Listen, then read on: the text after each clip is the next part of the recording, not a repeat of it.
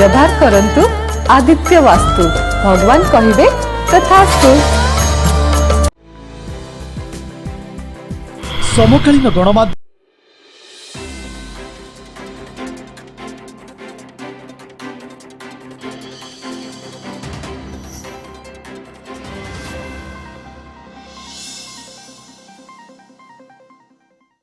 theme of the media and digital technology, and I also thank all the session speakers and the session chairpersons and the moderators, those who have conducted these 3 plenary sessions successfully. And now I am over to Dr. Amrita Chakrabarty. Dr. Amrita Chakrabarty is currently working as an assistant professor with the School of Liberal Studies under Pandit Dindayal Energy University in Gandhinagar.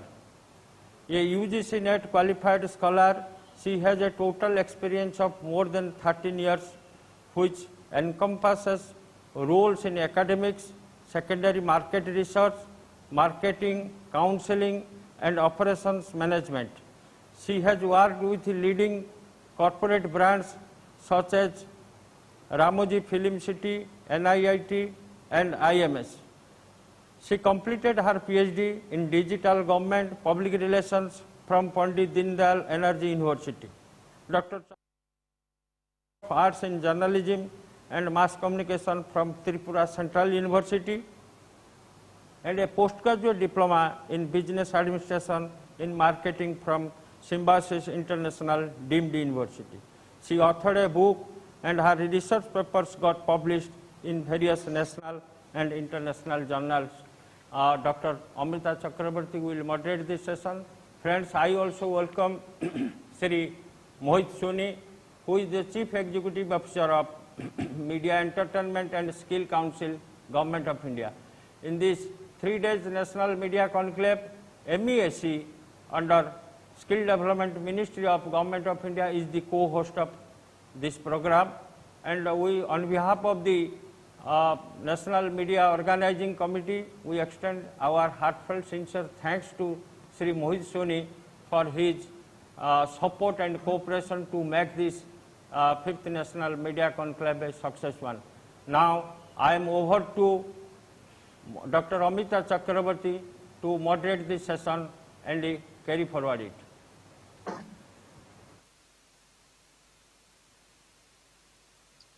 Professor Padi, for the generous introduction. We are all aware of the Shakespearean play that says that all is well that ends well. Nothing could possibly be more prophetic after 3 days of intense deliberation, debates, arguments, counter-arguments, and pitching of novel ideas. The conference has reached its final stage. All different aspects of national media education policy 2020 were discussed threadbare. Also, scholars extensively deliberated on the proliferation of the digital technologies in media. There couldn't have been a better platform to anchor such a relevant discourse that would substantially draw the future course of action for media practice and media education in India and even elsewhere. However, as it is, the conference is far from over. And it is my pleasure to introduce to you a galaxy of stalwarts who would be enriched by the valedictory session with their expertise and eloquence. To kickstart the August session, Professor Ganesh Lal, the Honorable Governor of Odisha, will grace the audience with a video address. A distinguished scholar, Professor Lal has been a career academician. Also an author, Professor Lal is known for his seminal work in Bhagavad Gita. Next in line is P. Sainath, a celebrated and globally renowned journalist who has been instrumental in crafting the concept of contemporary rural journalism, considered to be an authority. Recording in progress. Considered to be an authority in such a myriad subject as agriculture, poverty, structural inequalities. Sainath was awarded the prestigious Raman Magsaysay Award in 2007. It is only just that Amartya Sen called him one of the world's greatest experts on famine and hunger.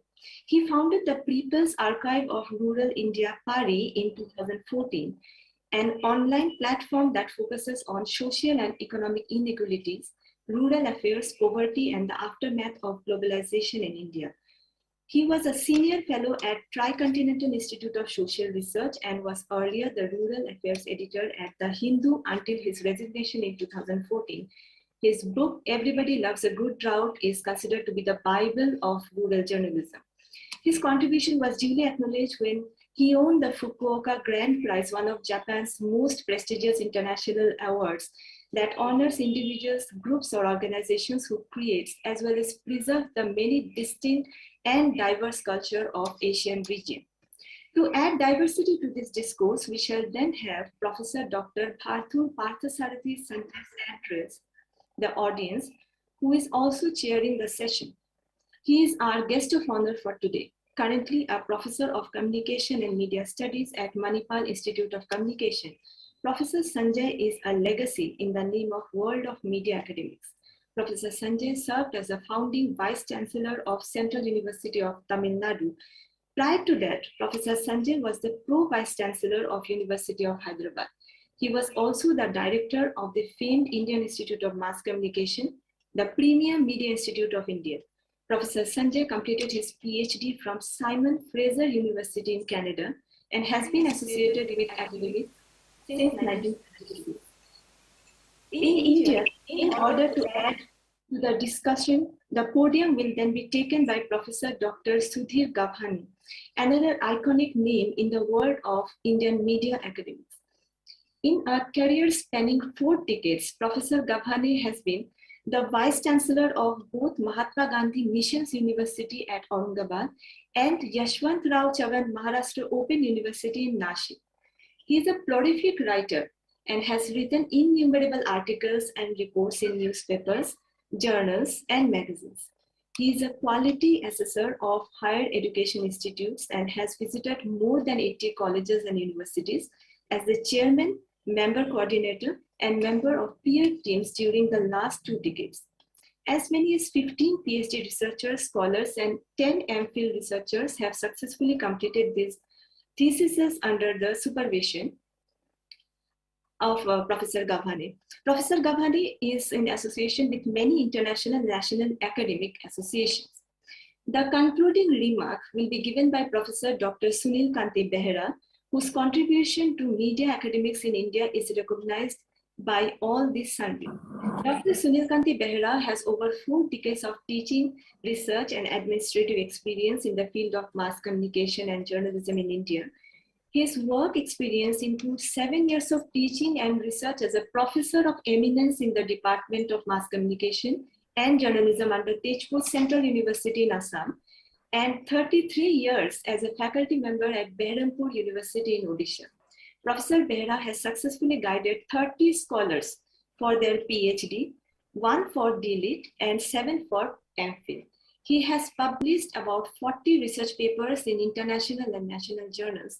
Professor Behera has been in the Academic Advisory Board and contributed in devising course curriculum evaluation PhD thesis of about 55 universities in India during his 40 years of academic journey, and he has been a member of selection committee for several universities across the country. Now that the deck has been cleared without wasting any more time, let us listen to the video address by Professor Ganesh Lal, the Honorable Governor of Odisha.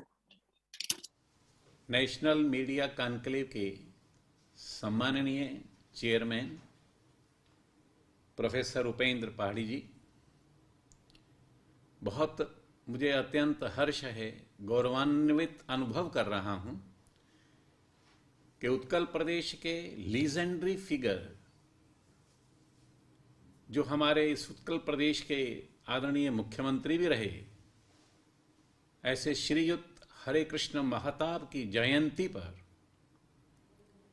आपने एक ऐसा अभूतपूर्व कार्यक्रम national media conclave के द्वारा किया है, जिसमें आपने भारत के सभी प्रांतों से ऐसी विशिष्ट अद्वितीय प्रतिभाओं को आमंत्रित किया है।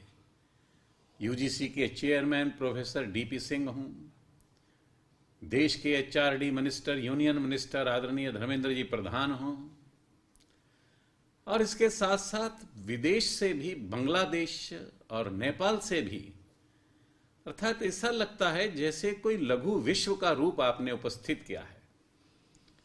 पूरे भारतवर्ष के सभी प्रांतों से लगभग आपने एमिनेंस को, एक्सीलेंस को, ब्रिलियंस को, एलिगेंस को आमंत्रित कर नेशनल एजुकेशन पॉलिसी और उसमें मीडिया और डिजिटल टेक्नोलॉजी का क्या क्या प्रभाव रह सकता है, इसका 6 प्लेनरी सेशंस के अंदर कॉम्प्रिहेंसिव और इंक्लूसिव चर्चा आपने इसमें की है।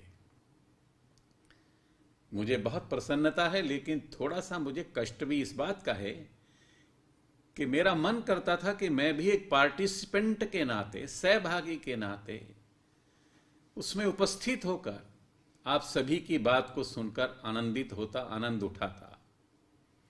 लेकिन कुछ प्री असाइंड प्रेस्क्राइब्ड ड्यूटीज हैं जिनको परफॉर्म करना भी शायद स्वधर्म कहलाता है, इसलिए मैं आपके बीच में उपस्थित ना होकर सीखने से, कुछ नया सीखने से वंचित रह गया हूं। मैं श्री भर्तृहरि मेहताब का विशेष रूप से धन्यवाद ज्ञापित करता हूं कि उन्होंने मुझे इस समारोह के फंक्शन पर आमंत्रित करने का मुझे आनंद दिया है, सौभाग्य प्रदान किया है। मैं इस नाते भी उनका धन्यवाद करना चाहता हूं कि मुझे अनेक प्रश्नों के जो मेरे मन में उपस्थित होते हैं उनका उत्तर भी मुझे मिला है। आपने विषय रखा है मीडिया एंड डिजिटल टेक्नोलॉजी। जब मैंने इस विषय को पढ़ा, इस लाइन को पढ़ा, तो मुझे ध्यान में आया कि जब मैं सोचता था कि इतने इतने बड़े ग्रंथ, वेदों की रचना, भागवत की रचना वेद व्यास जी के द्वारा, रामायण की रचना महर्षि वाल्मीकि के द्वारा, महाभारत की रचना वेद व्यास जी के द्वारा, जे कृष्णामूर्ति हो, ओशो हो, कार्ल मार्क्स हो, टॉलस्टॉय हो, कन्फ्यूशियस हो, मीरा, कबीर, दादू, पलटू, फरीद हो, ये जितने भी बड़ी बड़ी प्रतिभाएं हैं, इतने पुराण, इतने उपनिषद, ये सब लाखों की संख्या में लिखने वाले लोग, इस प्रकार के लोग, ये कैसे लिख पाए? महर्षि अरविंदो कैसे लिख पाए? विवेकानंद कैसे लिख पाए? तो समझ में नहीं आता था कि कैसे लिख पाए ये। इनका टाइम, पशु, पक्षी, वृक्ष, ये सब बोलते हैं, चलते हैं, हंसते हैं, रोते हैं, खाते हैं, पीते हैं, बात करते हैं। कैसे मधुमक्खियां शहद इकट्ठा करती हैं, कैसे बयान टेलर बर्ड ने अपना घोंसला बनाया है। ये सब बातें जब मैं सोचता था, चारों तरफ जब नजर दौड़ाता हूं तो मिराकल्स ही मिराकल, चमत्कार ही चमत्कार दिखते हैं, पर उसका कोई उत्तर मुझे नहीं मिलता था, कुछ समझ में नहीं आता था। बड़ी विषय चलते थे, हम जब पढ़ते थे, सेक्स एजुकेशन दी जानी चाहिए, नहीं दी जानी चाहिए, क्या है क्या नहीं। तो सोचता हूं कि ये food management, time management, emotional management, spiritual management, ये पशु पक्षी, ये वृक्ष दरख्त, ये पत्थर, ये सब लोग कैसे करते हैं, इसका मुझे कोई समुचित उत्तर नहीं मिल पाता था। इन मिराकल्स का कोई मुझे समझ में नहीं आता था। लेकिन आपका ये जो सब्जेक्ट है मीडिया एंड डिजिटल टेक्नोलॉजी, तो इसको मुझे पढ़ते ही ध्यान में आ गया और मुझे फ्लैश हुआ कि ये जो डिजिटल टेक्नोलॉजी है, ये ऑनलाइन टेक्नोलॉजी कहीं ना कहीं से तो आती है। और ये मीडिया का मतलब हो गया कि इसके साथ मीडिया का मतलब क्या है? इसका मतलब है मेडिटेशन। मेडिटेशन का मतलब है माइंडलेस एजिटेशन, नो माइंड। अर्थात मेडिटेशन और ऑनलाइन टेक्नोलॉजी, इसके माध्यम से ये चीजें फ्लैश हुई और उन लोगों ने, उन प्रतिभाओं ने विश्व को इस प्रकार का, विश्व का वांग्मय जिसको हम कहते हैं वर्ल्ड लिटरेचर, डांस हो, चाहे किसी भी प्रकार की प्रतिभा हो, किसी भी प्रकार की उत्कृष्ट कला हो, वह इन महानुभावों के द्वारा हम लोगों को दी गई। मैं जब इस बात को सोचता हूं कि अनहद नाद क्या होता है, मीडिया का विषय क्या है, मीडिया को करना क्या चाहिए। एक मीडिया है फिजिकल स्पीक करता है, एक मीडिया है मध्यमा, जिसको हम कहते हैं कि मेंटली स्पीक करता है। प्रधानमंत्री जी ने कुछ कहा, मुख्यमंत्री जी ने कुछ कहा, सीधी बात हुई, आपने छाप दिया, कुछ आपने पेज 3 के हिसाब से छाप दिया। लेकिन बेसिकली मीडिया का मतलब है वाइटल एंड साइकिक, अर्थात परावाणी और पश्यंती। मैं देखता हूं, मेडिटेट करता हूं और फिर लिखता हूं।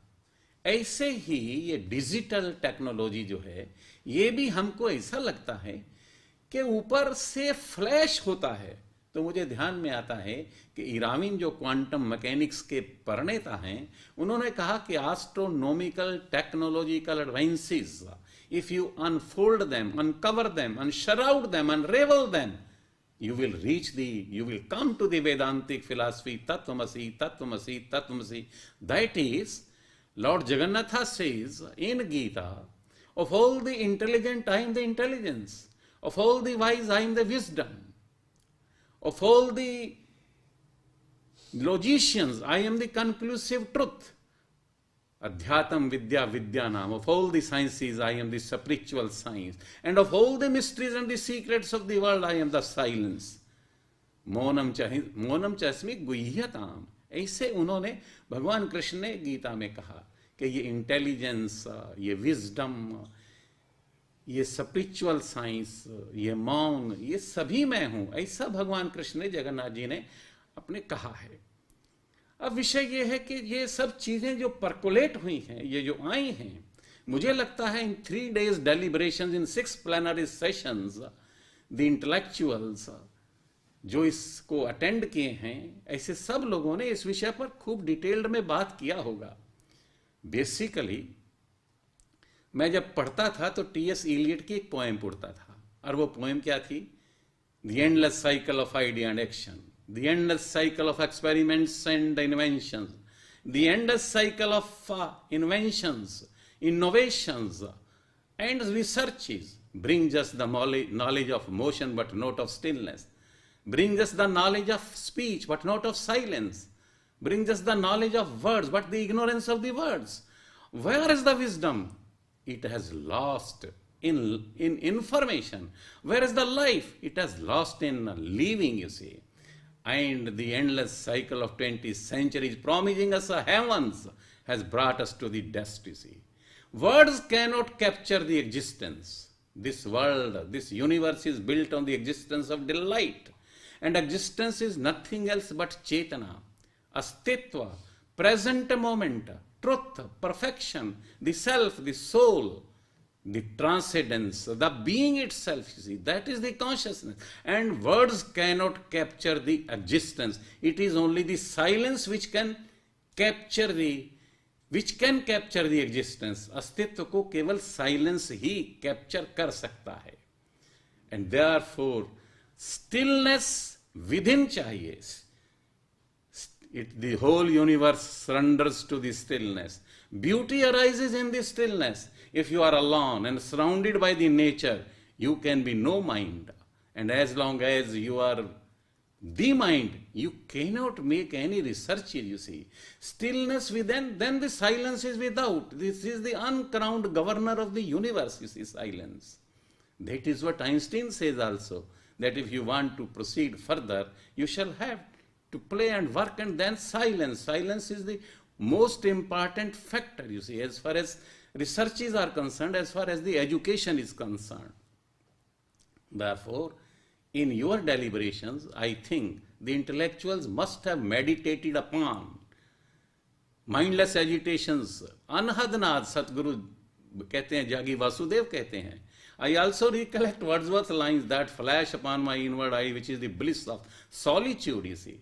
एकांत में, अकेले में, प्रकृति की गोद में जब आप बैठते हैं, तब अनहद नाद सुनता है, जिसको मीडिया में बोलता हूं, जिसको मैं माइंडलेस एजिटेशन बोलता हूं. मेडिटेशन के आधार पर ही ये टेक्नोलॉजी काम, जिस डिजिटल टेक्नोलॉजी की आप बात करते हैं, वह digital technology is nothing else but online technology. That is a flash from the Almighty, flash from the Supreme Personality of Godhead, flash from the Lord Prabhu Jagannatha to the persons, you see, who sit in the nature. That is very important, you see. And therefore I recollect the lines by S.M. Moon, you see, she says, the philosopher says, man is a small walking universe. Small walking universe. And the cosmos universe is stationary. Man can move and act and therefore can govern the cosmic universe. And that is what the cosmic universe also wants. It also wants to be dominated by the man. But the first and the very foremost condition is that you shall have to love the nature, which is the visible garment of God, which is the visible garment of the Adi Shakti. इसलिए प्रकृति की गोद में आपको लौटना पड़ेगा. So as far as the subject is concerned, it has cleared as far as me is concerned so many things to me, and that is what I think the national education policy is. It brings people nearer and nearer, nearest to the nature, so that the people should learn. The people should learn about the miracles which are happening all around. I am very much thankful to you, Shri Bhartrihari Mehtab ji, and with the coming of Shri Dharmendra ji Pradhan as the new Union Minister, HRD Minister, and for the first time I had to speak to the philosophers, that research scholars 2 days ago, you see. That was arranged by the Director, Odisha State Higher Education Council. Almost some professors from JNU were also there, Pro-Vice Chancellor of JNU was there. Now, as far as this conclave is concerned, it is a conclave which brings prestige, pride and whatnot to the Odisha, Utkal Pradesh, you see. I am very much thankful. बहुत धन्यवाद करता हूँ, प्रणाम करता हूँ भर्तृहरि मेहताब जी को और उनके ऑर्गेनाइजर श्री उपेंद्र जी, प्रोफेसर उपेंद्र पहाड़ी जी को, कि इस प्रकार का कॉन्क्लेव आपने कर उड़ीसा की शान को भी बढ़ाया है और पूरे हिंदुस्तान को इसमें इन्वॉल्व कर नेशनल एजुकेशन पॉलिसी क्या है, कैसी है, और उसकी एक चर्चा आपने इसमें प्रारंभ की है. उसके लिए बहुत बहुत धन्यवाद. वंदे उत्कल जननी भारत माता की जय.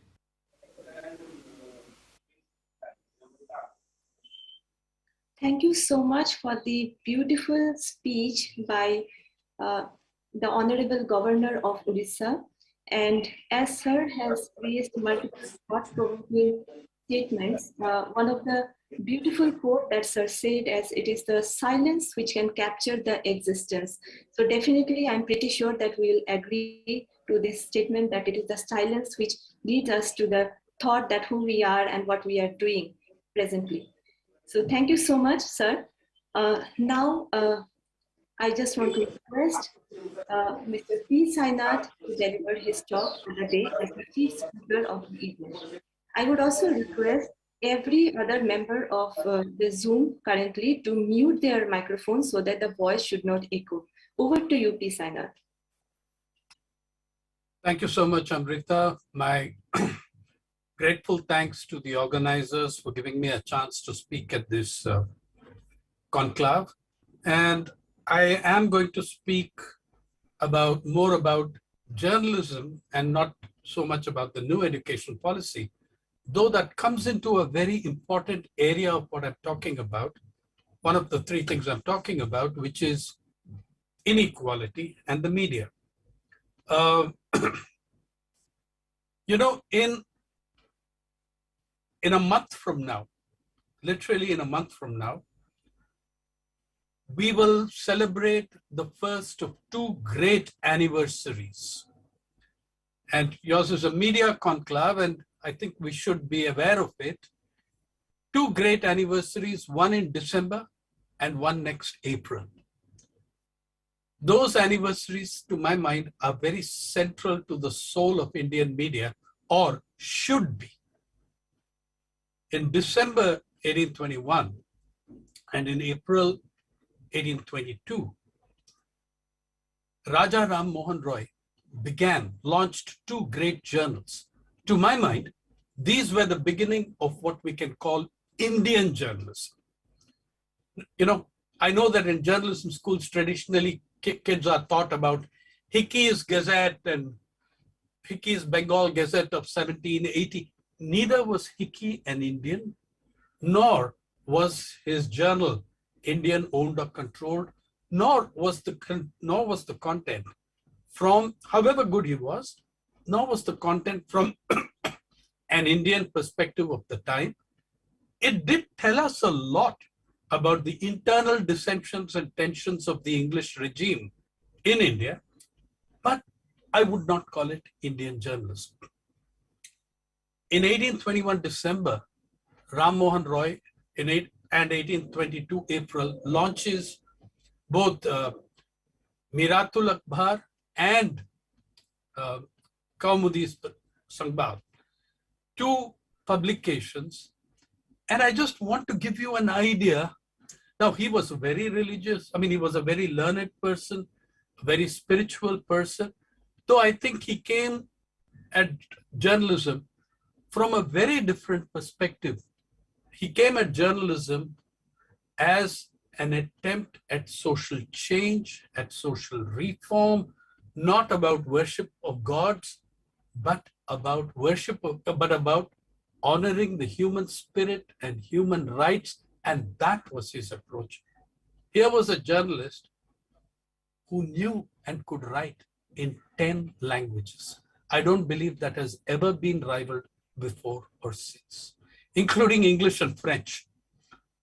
But the reason I'm remembering him here is also in light of what our media are today and what the content reflects today. When Ram Mohan Roy started Miratul Akhbar, which by the way was in Persian, not Bengali, because that was the language of the elite at the time, he wrote this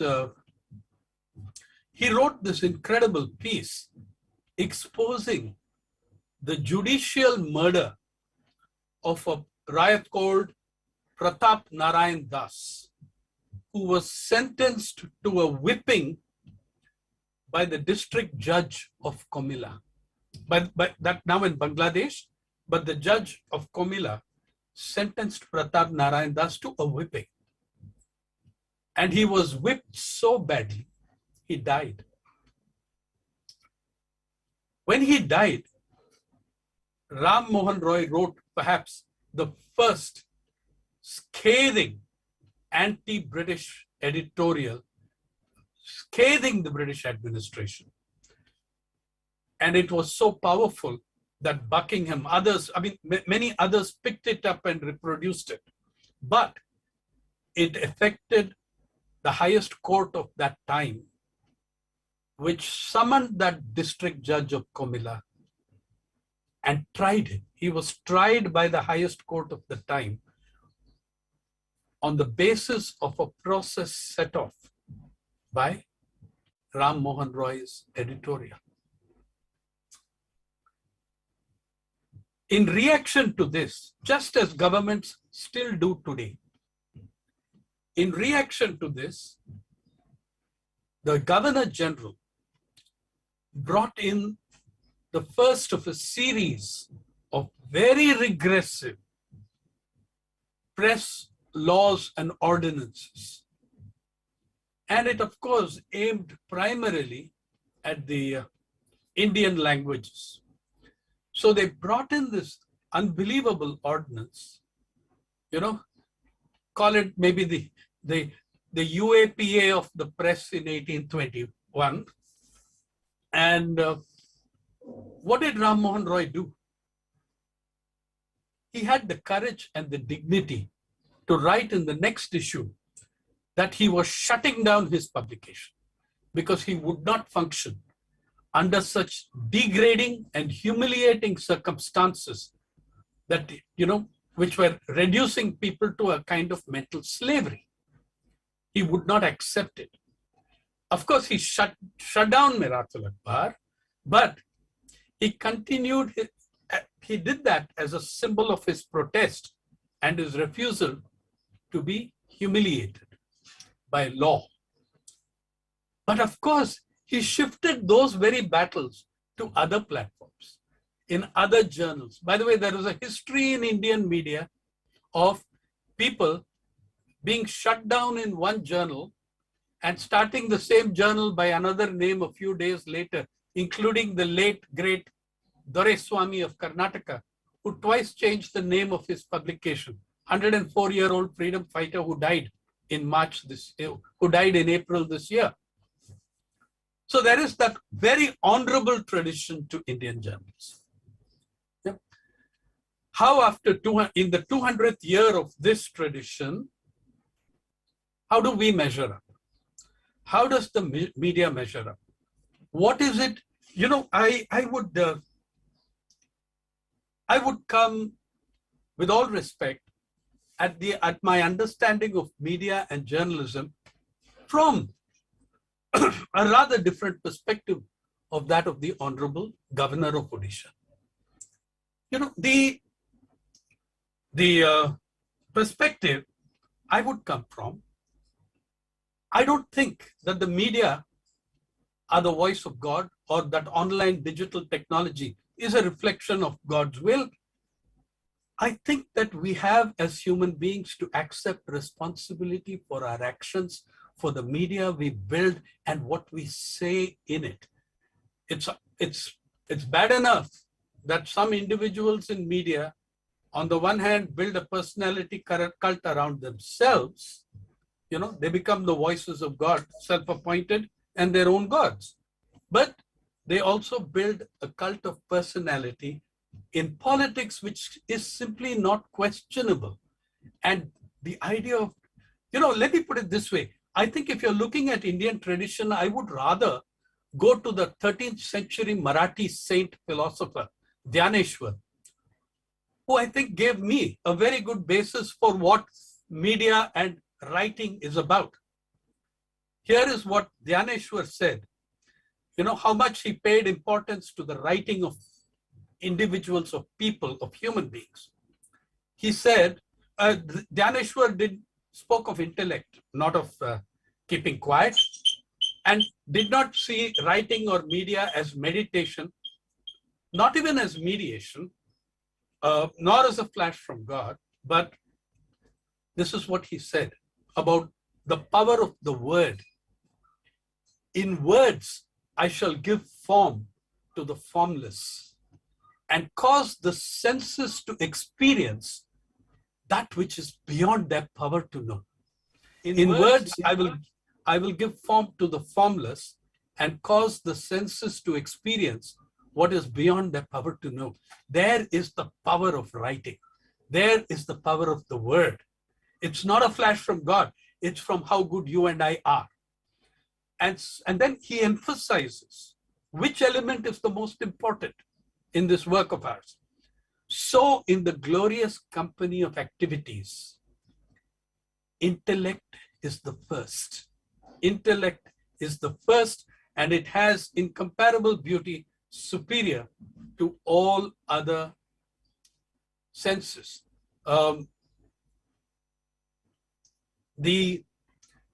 Let's fast forward to how we apply that intellect, how we use those words. What are our words about? What is the content of our media? In 2021, 200 years after Raja Ram Mohan Roy fulfilled the expectations of a Dhyaneshwar in his media. I'm going to look at three areas. All of them are very linked. Let me begin by also saying what I think is, having said what I think is, you know, the power of the word and media.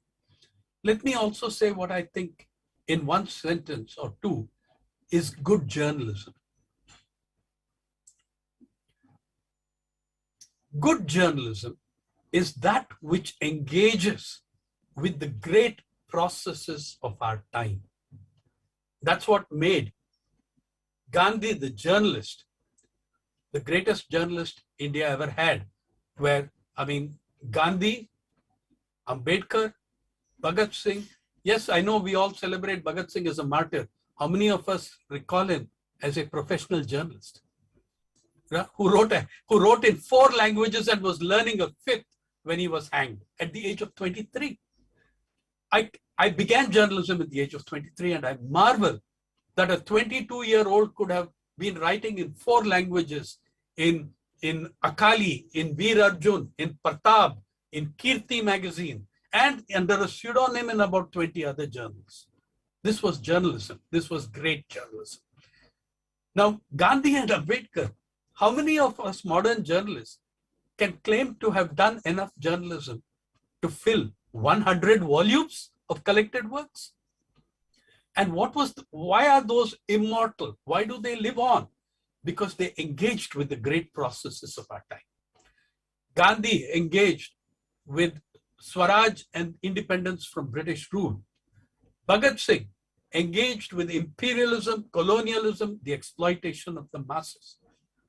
Ambedkar engaged with untouchability, caste, and the greatest battle for human dignity on the face of this earth, a battle that still continues, that still draws its inspiration from his words.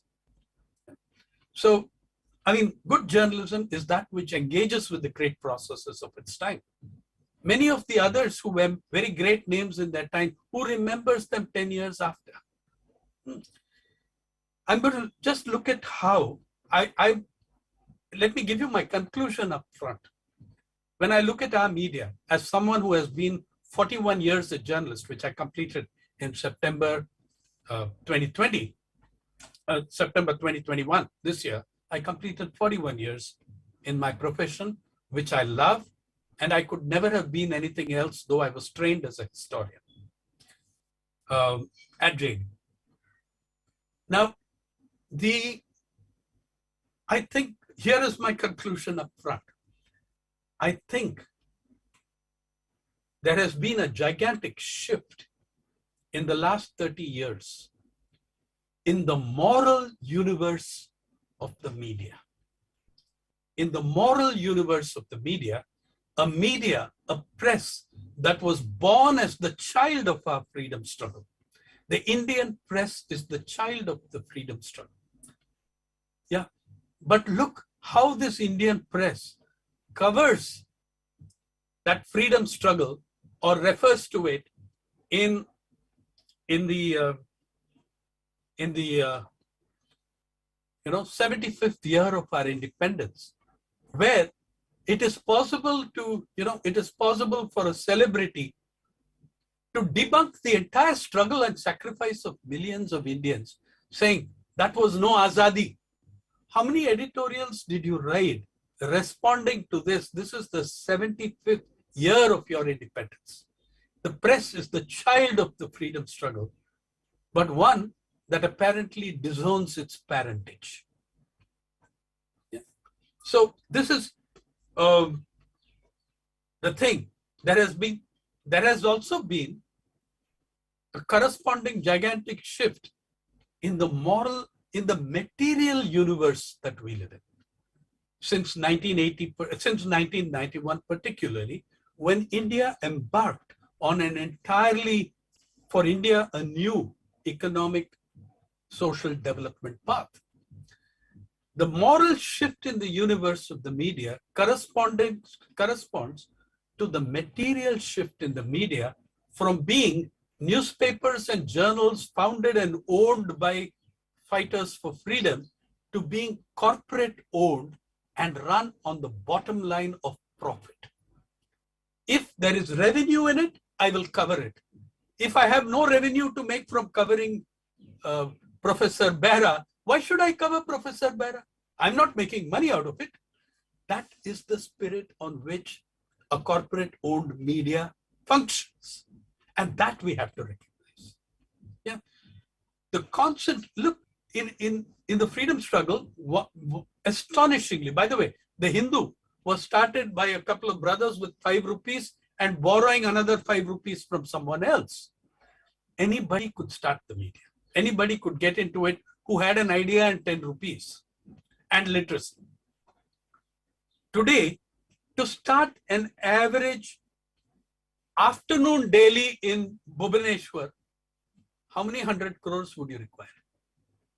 Yeah, only the only people who have the pockets deep enough for that are the corporate world, and backed by the advertising machine, which is also a very significant part of the corporate world. So that reflects in the content of media largely, almost overwhelmingly so. Are there exceptions? Of course there are exceptions. I mean, Hickey was a dissenter within his European establishment. You could say that. So there will always be dissenters. But the nature of technologies is, on the one hand, forcing the dissenters into a ghetto, because the internet is the digital monopolies are the greatest monopolies in history. The Facebooks, the Twitters, the Instagrams, why do I call them the greatest monopolies in history? No other monopoly in history owned and traded in your personal data. No other monopoly owned your personal data. We have seen scandal after scandal with Facebook, Cambridge Analytica, with the sale of data. Listen, in Lamington Road, Mumbai, you can buy the so-called confidential data of Aadhaar. You can buy it for so many rupees per CD, 800 rupees per CD or DVD. You can buy the Aadhaar data. Those who rule the digital world, and there are just 3 or 4 of them ruling 90% of it, they own your personal data. If today you were to send your friend a message, email, hey, I'm planning to spend my holidays in Sao Paulo, Brazil. After that, how many advertisements do you see in your email? How many advertisements do you see for hotels and resorts? We have been algorithmed out of our intellect. We need to think differently. We need to question. The job of the media is not to meditate on the word of God, but to challenge the word of man, to challenge the word of power. That is your job. Online media is an overwhelming monopoly, and we should see ourselves as our ancestors, as our forefathers and mothers saw themselves in a battle for liberation of Indian society. We should see ourselves in the media as being in the battle for the democratization of the digital. We need digital democracy. We need digital diversity. That is the battle that we should be fighting today. That's the battle people like us who were in the corporate media for 35 years or more are now fighting in the digital space, which we call the People's Archive of Rural India, or the Wire, or other such efforts which are not corporate owned, not government owned, not driven by advertising. Pari takes no advertising. This is our battle, and I see it as in keeping with the greater traditions of Indian journalism and Indian media. Come to the present. 3 issues: pandemic, inequality, farmer struggle. Let's look at these. You know, when I say the media should engage, good journalism is engaging with the great processes of our time. That single greatest thing that we ought to look at, to which all the other issues are linked. The spectacular growth of inequality in the world, and particularly in India, in the last 30 years. Do you know that if you look, you're all familiar with the journal known as Forbes. Forbes journal is the oracle. It is the oracle of global capitalism. Forbes is the private club of the billionaires, and it lists every year how many billionaires there are in each nation of the world. India now ranks 3rd in the list of Forbes billionaires. I'm also linking this inequality to the pandemic, in which period it grew faster in 1 year than it did in the preceding 3. The rate of growth of concentration of wealth was greater in the pandemic. At a time when the economy of India had shrunk 7.7% in GDP, you will see what a handful of individuals managed. And among them are people who own media, are the biggest media owners of media. in the first 12 months of the pandemic, India moved to third number in the list of billionaires in the world, first being United States, the second being China. In 12 months of the pandemic, when the Indian GDP shrank by 7.7%, according to Government of India, independent economists say the shrink was greater, it was worse, maybe even twice that figure. But let's accept the Government of India's figure as genuine. 7.7%. In that period, Mr. Mukesh Ambani, the biggest owner of media in this country and the biggest advertiser in the media he does not own, doubled his wealth and grew by 127%. Mr. Gautam Adani, also a very big advertiser and a very influential figure in the media, his wealth went up by 467% according to Forbes, which is based on his own, his own data, his own figures and everything else. 467% increase in the wealth of this individual when the national economy shrank, GDP shrank by 7.7%. India, which at the start of the pandemic had $102 billionaires, went up to 140.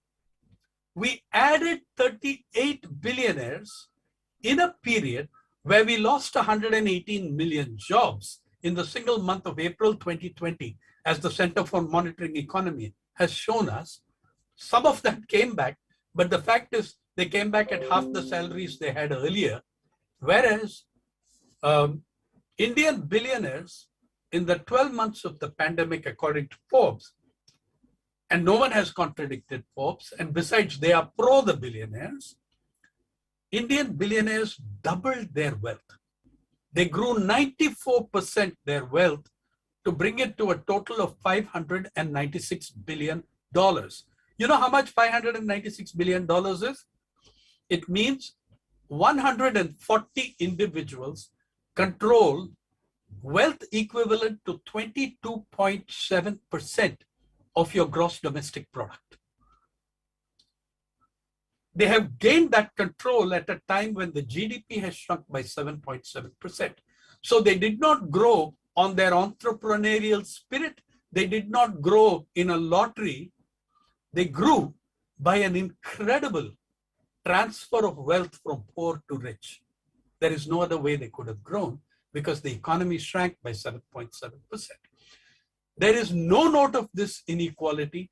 We cover, the media cover, aha, we went to 140 billionaires in a celebratory manner. In a celebratory manner, in a period where the studies show us the sharpest rise in hunger since the Green Revolution. Since the eve of the Green Revolution, the last year has shown the sharpest increases in hunger in a country which even before the pandemic, and you know how much we have sunk to 101 position in the global hunger index. But even before the pandemic, 73% of rural Indians could not afford a basically nutritious meal, according to the Journal of Food Policy Studies, and 2/3 of Indians, of rural Indians, could not afford a basically nutritious meal, even if they spent 100% of their income on it. And in this period, even that position deteriorated worse during the pandemic, completely deteriorated. And we had, in August last year, a stockpiling of 104 million tons in the buffer stock of the public distribution system, which we would rather export than distribute to the poor people to whom we have given 5 kilograms a month. Please, those of you sitting in Odisha who are Odias, just consider your Odia agricultural laborer. How many days will 5 kilograms of rice last that person whose all meals are centered around rice? Just consider how many days his meal, 5 kilos will last. 5 kilos per individual per family and not everybody was able to access it properly. We have not looked at the fact, or you look at in the pandemic itself, how did we cover the greatest human migrations in history? A greater number of people were on the move in the first 3 months since March of the pandemic last year than during the partition of India. Even greater movement of human beings and all India, not between Punjab, Delhi, UP, and Pakistan, no, and Bangladesh and East Pakistan at that time, and Bengal, Bihar, Odisha, no. It was the greatest distress migrations of human beings in recorded history. The railways alone claimed to have carried 9.1 million worker passengers in just the month of May, in 26 days of May. If you calculate, it means more than 2 crores of human beings were on the move at the very minimum, because there were other forms of transport. How did the media cover this? We covered it for the first few days. We covered the migrants till the gates of the cities. Our correspondents are not empowered to go all the way with the migrants. So the big media covered for 10 days, we covered the migrants furiously. And we kept asking, why are they leaving? Wrong question. The question was, it was also a very self-serving, hypocritical compassion, because we were losing our domestic servants. We were losing our cheap malis, our drivers, our darzis, our carpenters, and our electricians who were going back to their villages in what I believe was an entirely rational decision on their part. They said we would rather die amongst loved ones than on the streets of Mumbai and Delhi. And die amongst those we are cared for, because the chances are greater that we will die where we are than if we go back home. So what was it? Why were they asking the wrong question? When they asked the question, why are they going back? They should have been asking the question. For 20 years, they should have been asking the question. Not why are they going back? Why did they come here in the first place? Why did they feel pushed out of their villages? Why did they feel that the need to come to the city and work in the conditions that we subject them to? The answer to that question was 2 words, which the Indian media have never but superficially covered. The answer to that question was agrarian crisis. The death of millions of livelihoods in the country, which reflects in your 2011 census of India 2011, shows you the greatest migrations in our history between 2001 and 2011, as people went all over, as millions of livelihoods collapsed in agriculture, as hundreds of thousands of farmers committed suicide. We never placed it in this context. We were worried about why they are going back. Let me, in a paragraph, encapsulate what COVID-19 showed us that we, as media and journalism, did not cover. I make a distinction between the word media and journalism. The two are very different entities. When I speak of media, I speak of dominant media, I speak of owners, maliks, institutions, newspapers, channels, portals. This is media. Journalism is what we produce. Journalism is what Gandhi, Bhagat Singh, Nehru, Ambedkar produced. That is journalism. Now, Mr. Samir Jain became famous in the mid-80s in a debate. He was saying, journalism is like any other business. I disagreed even then, and I'll tell you why. Media is a business. Newspapers are a business. Radio stations may be a business. Television is a business. Films are a business. Journalism is not a business. Journalism is a calling. It was a calling that stood Indian journalism proud from Raja Ram Mohan Roy to Ambedkar. Journalism is a calling. You don't go into journalism to make money, though now perhaps you can in some of the TV channels, but you go into journalism driven by an idealism. It is, that's why I say media is different, journalism is different. These are two distinct entities. Look at the way we covered the loss of livelihoods. In Paris, we have done 270 stories on the collapse of livelihoods, multimedia stories. 197 of them multimedia stories on the collapse of livelihoods under COVID-19. Those are not going to be so easily built back as the city jobs of the salariat. No, they're not going to so easily come back. So this is the situation of how the moral universe has shifted. We did not care enough to look at the less privileged and their suffering. We looked at our own, we accepted the government's figures. We are now even contributing to the narrative that India is one of the great success stories in the control of COVID. You know, I find that appalling, and I find that a disgrace to media and journalism if you're not looking at the incredible suffering, if you're not looking at what the absence of a national health system does. Or anyway, for lack of time, let us look at let's look at the latest events at the gates of Delhi. The farmers' struggle. Look how corporate ownership, look how corporate control shape the politics and the content of media. You know, and the difference between media and journalism is starkest when it comes to the farmer struggle, because when I go to the camps, if you're a good reporter, you will go and speak to the farmers, right? Not just to government, and not just go by press releases from PIB. When I go there, I see newspapers who are, you know, before I go there, I see newspapers whose editorials, Times and Express yesterday and the day before, lashing out at this decision to repeal the laws.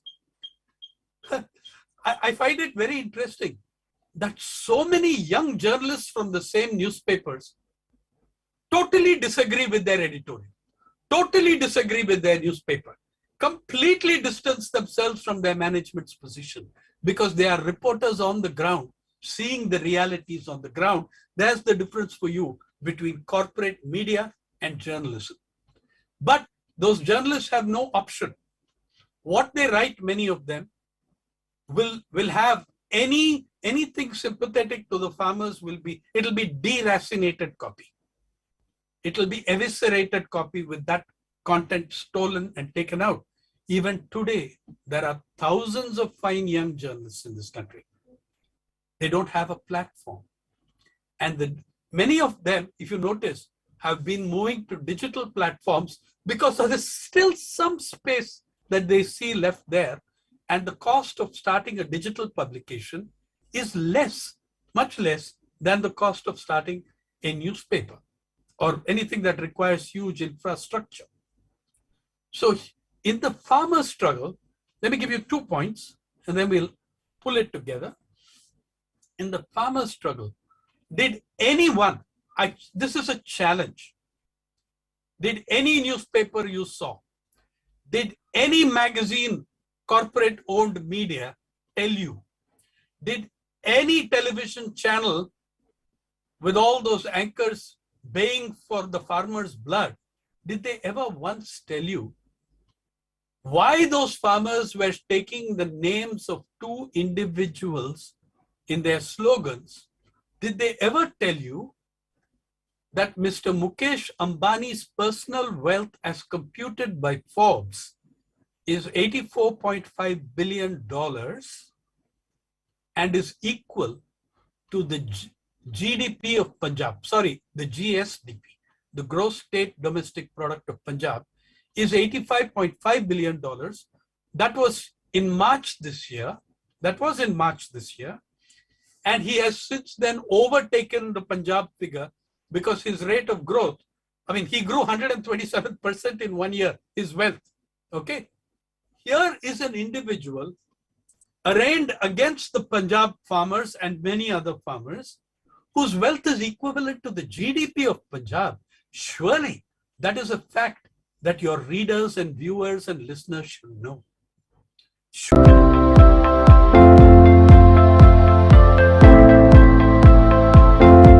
ଶୀତର ଚାଦର ଘୋଡେଇ ହେଲାଣି ଓଡ଼ିଶା। ଉପକୂଳରୁ ଉପାନ୍ତ କାୟା Bistari ଦେହ ଥରାଉଛି ଶୀତ। ମୁଖରିତ ହେଲାଣି ପର୍ଯ୍ୟଟନସ୍ଥଳୀ। ପାଚିଲା ହସରେ ଅମଳ ପାଇଁ ଚାଷୀ ଭିଡ଼ିଲାଣି ଅଣ୍ଟା। ପିକନିକ ମଜା ନେବାକୁ ବୁଲି ବାହାରିଲେଣି ପ୍ରକୃତି ପ୍ରେମୀ। ଶୀତ ନିଜେ ଶୀତର ଗୀତ ଗାଇ ବସିଲାଣି ମିତ। ଶୀତର ବିବିଧ ପ୍ରସଙ୍ଗକୁ ନେଇ ସ୍ୱପ୍ନା ପ୍ଲସ୍ ଟିଭିରେ ଏଥର ସ୍ୱତନ୍ତ୍ର ଉପସ୍ଥାପନା ଶୀତ ବସିଛି ମିତ। ଖୁବ୍ ଶୀଘ୍ର ଦେଖନ୍ତୁ ସ୍ୱପ୍ନା ପ୍ଲସ୍ ଟିଭିରେ।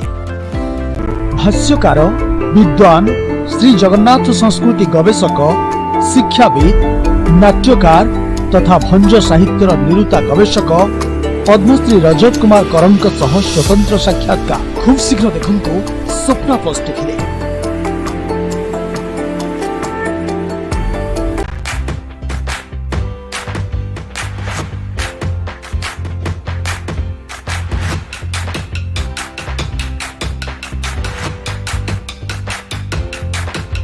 Plot number 212 in front of Kamala Palace Apartment 13, Punjabi Colony, Shatanagar, Bhubaneswar, Odisha. Toll free number 1800-120-7767. WhatsApp number 7978029191. There has been a gigantic shift in the moral universe of the media, and it corresponds to the economic shift in the material universe of the media and of our society and of our democracy. None of the media ever told you, no corporate media told you, that the farm laws were not only about farmers. If you take the APMC Act, the new APMC Act, which they have now claimed to have repealed, I'll believe it when they do it in Parliament.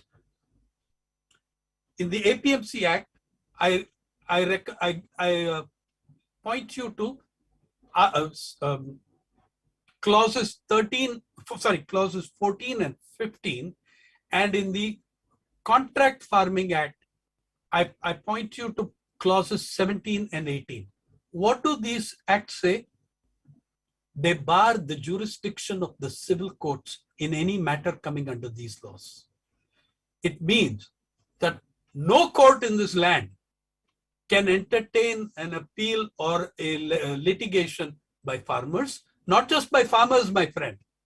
Even you can't. Your academics, us journalists, none of us can question or go to court. In other words, the laws have debarred one of the most important fundamental rights of the Indian citizen, Article 32, which is the right to legal remedy, the right to legal redress. They have taken that away, and having got away with that, they are now introducing those clauses in other laws. Look, the clause specifically says, no prosecution or suit shall lie against the central government or the state government or any officer of the central government or any officer of the state government or any other parties acting in good faith and with good intent. Please read Adani, Ambani, Birla, Tata, and the rest of that. Any other party acting in good faith and with good intent. And the exclusions are sweeping, which simply means Indian citizens have lost their right to legal remedy. And by the way, all the district courts will collapse because the bulk of litigation before them is related to such subjects. And the power is transferred, and this is the most important part of the law. It makes a judiciary out of the executive. Indeed, a very low-level executive is empowered. A subdivisional magistrate, a deputy collector, a naib tehsildar sit on the so-called appellate tribunal that is a proxy now for the courts. Okay? So we have failed massively in our job, and we have failed morally. We haven't just failed technically and content-wise, there has been a most distasteful shift in the moral universe of the media. And I say, please let us reconsider ownership patterns in the media as we want to reconsider ownership patterns in agriculture and in so many other spheres. Let's look at that ownership structure. We need to change it. We need, in the 75th year of independence, PARI, People's Archive, is making an effort to record the last living freedom fighters of this country, several of whom, Professor Bera, from Odisha. You'll find them in Panimora, or even the recently deceased Lakshmi Panda, to tell this country what our freedom struggle was about, to tell them what really did they fight for. One of the greatest freedom fighters from Maharashtra, Ramchandra Shripati Lad, now 100 years old, told me once when I congratulated him on his role in the independence and freedom struggle, he corrected me. He said, Sainath ji, we fought for independence and freedom. We achieved independence. Freedom is still the monopoly of few. So he said, we achieved independence. It was not a fake azadi. It was a very real independence. It was a very real independence. It is a very real independence. And we will betray that real independence, as he said, if we do not fight monopolistic grips. We have a section on PARI called Foot Soldiers of Freedom. You can go and read what these great freedom fighters are saying. In conclusion, I think we need to recognize the shift in the moral universe of the media. We need to analyze where it has come from and why it has happened. We need unquestionably to fight for democratization of the digital, for breaking of media monopolies, and above all, to defend and enhance the Indian Constitution, its rights and its directive principles of state policy that guide us in the way in which we should be going as a media, as journalists, as a society. Thank you. Thank you so much, Sainath sir. It was really a very, very informative session today, and a few of the quotes that you mentioned, I've actually noted it down in my notepad. I would like to refer to that. You said that the job of a media is not to meditate in the words of God, but to challenge the words of man. And you always say in all your talks that journalism is a calling, it's just not a job. You have highlighted some of the striking numbers in terms of the inequalities post the pandemic, and something that you have noted down, I think hardly anyone would know, that 140 individuals who are the dollar billionaires of India have control on 27.6% of the GDP when the GDP actually shrank by 7.7% post-pandemic.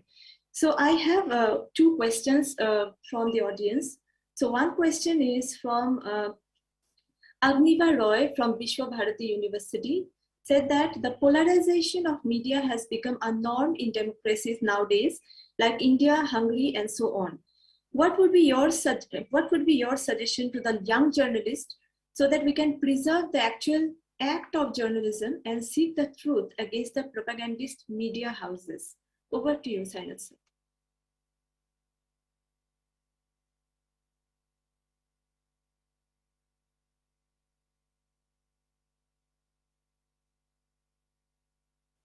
Sir, you are muted. Sir, kindly unmute yourself. My greetings to Professor Roy of Vishwa Bharati. The thing is, Professor Roy, it's not just about a polarization of media. It is a capture of media. It's a complete capture, just like the farm laws aimed at a capture of agricultural produce marketing for the corporate world. The farm laws were trying to achieve for the corporate world in agriculture what the corporate barons have already achieved in the media. They've achieved the capture of media.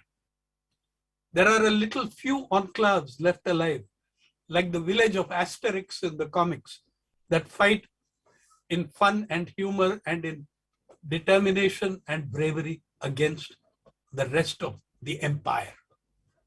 But what has happened is not a polarization, it's a capture.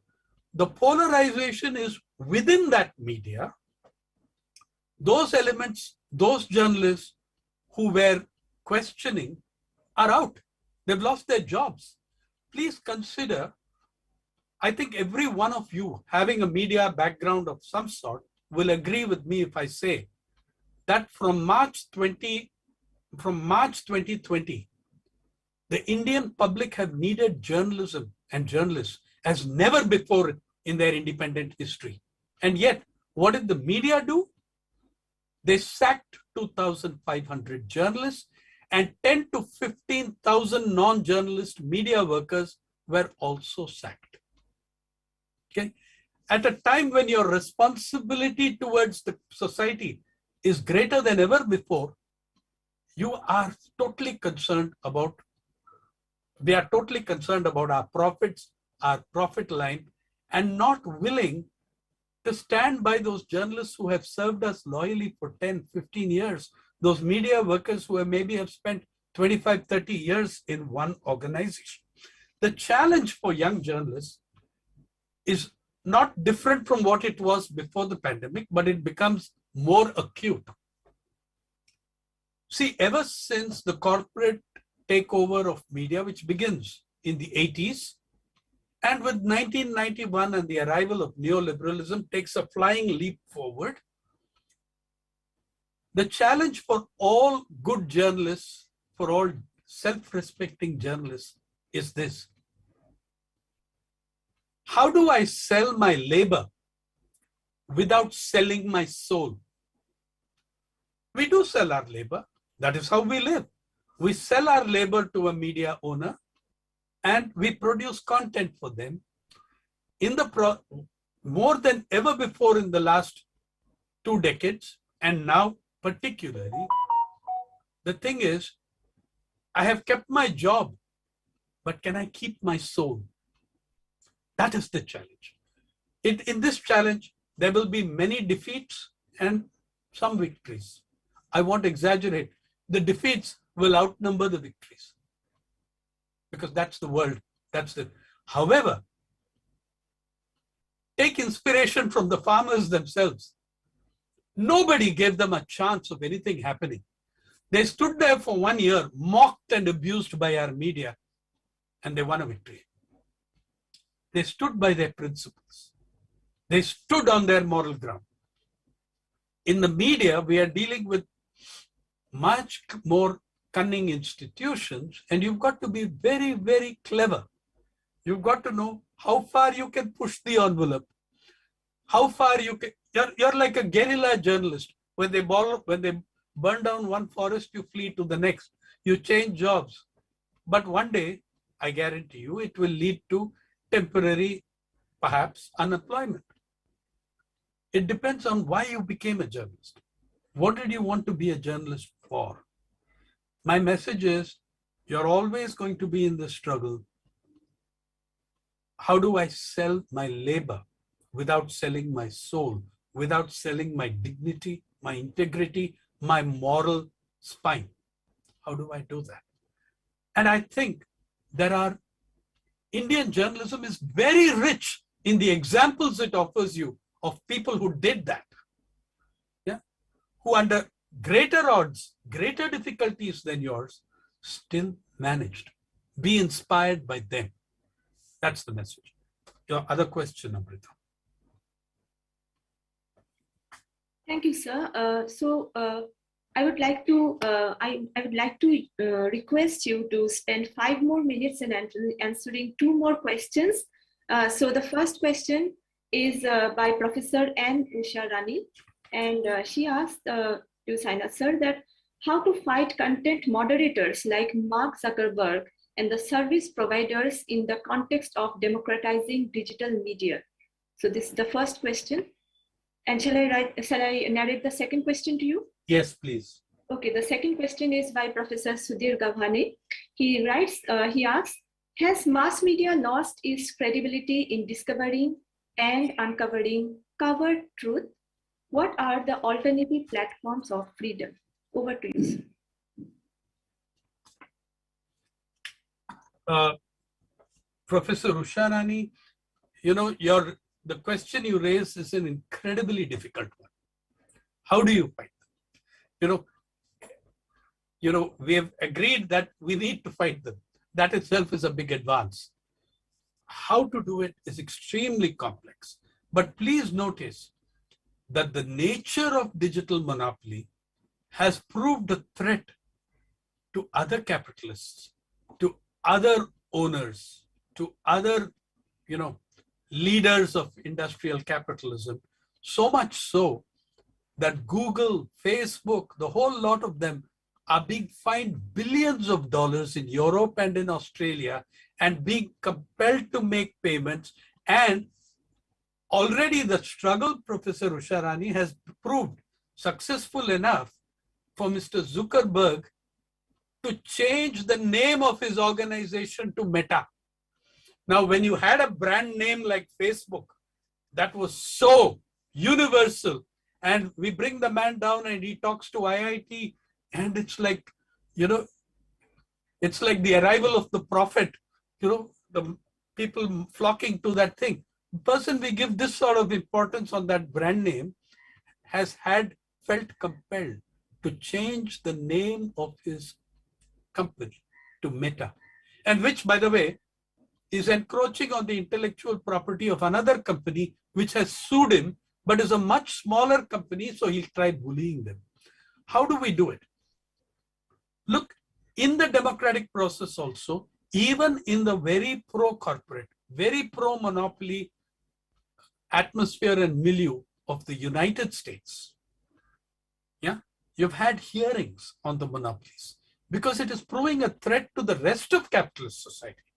You've had Facebook whistleblowers appearing in the Senate and talking about how Facebook has intervened and meddled in the politics of so many countries, right? You will also find that there are other platforms, non-corporate, etc., coming up on the digital world. Likewise, and that links to Professor Gavane's question also. There is no doubt, Professor, that Facebook has lost credibility, or they would not have changed their name. They would not have, will Reliance Industries Limited simply change its name tomorrow? No, it's not going to do that. It has built a mesmeric image around that brand name. They can only give it up under extreme duress. And that's what happened with Facebook. Now, the credibility issue, sir, is again a complex one. So newspapers, now some of those ridiculous, horrible channels and their anchors have credibility with millions of people as well. They do. I mean, let's face it, some of them have actually faked the credibility in the TRP ratings, which are now totally discredited and which have collapsed. You could buy credibility. You could buy your importance. But even then, I will say that even without the TRPs, there are some of them who have a standing amongst sections of society who have subscribed to ideologies of hatred, psychophancy, and personality cult. One of the most funny exchanges I've seen on television came the night before last when Rakesh Tikayat demolished an anchor of Times Now who asked him, oh, so now that you've got your demand so are you going to run and contest elections?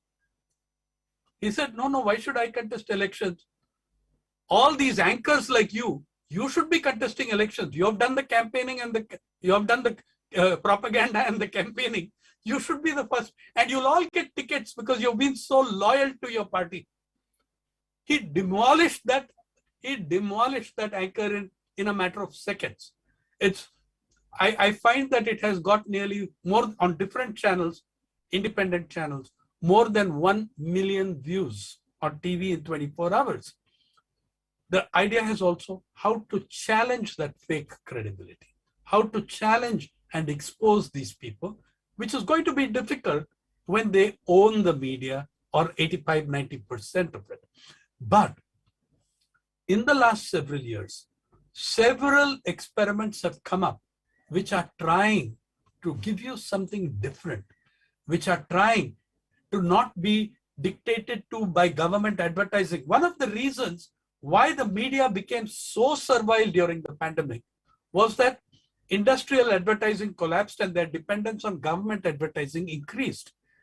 The Hindu suffered when it had, for the reason that it had carried 3 stories by N. Ram on the Rafael deal. Government advertising was squeezed out of the Hindu. So people become more, and many papers took a lesson from that and became more servile. And when that happens, see, there are people who are not taking advertising. There are journals that will not be dominated by the advertiser. There are journals that are trying to say, look, we don't take dictation from government. We are not dependent on government ads at all. I think, Professor, you need to give us a chance. Give journals like People's Archive of Rural India, the only website wholly dedicated to rural India. Secondly, the only website coming out simultaneously almost in 13 languages, including Odia, Professor Vera, and Marathi, Professor Gavni. Yeah. Now, in fact, students are finding great benefits in it because suppose I am a Odia student who wants to learn English. I know some English and it's not good enough. And I have every right to learn English. They can get it on Pari free of charge by reading the same article in Odia and in English and in Hindi if they want to improve their Hindi also. You know? And it is free. We charge no subscription fee. We are there for the young of this country and for the old and for anyone else who needs to know about their country. I beg you, as academics and teachers, a generation of Indians is growing up as foreigners in their own country. They know much more about the United States and Beverly Hills than they do about Kendrapada and Kalahandi. We need to give a different journalism to those. And these efforts, whether it's The Wire or News Minute or it's People's Archive of Rural India, we are trying to build those.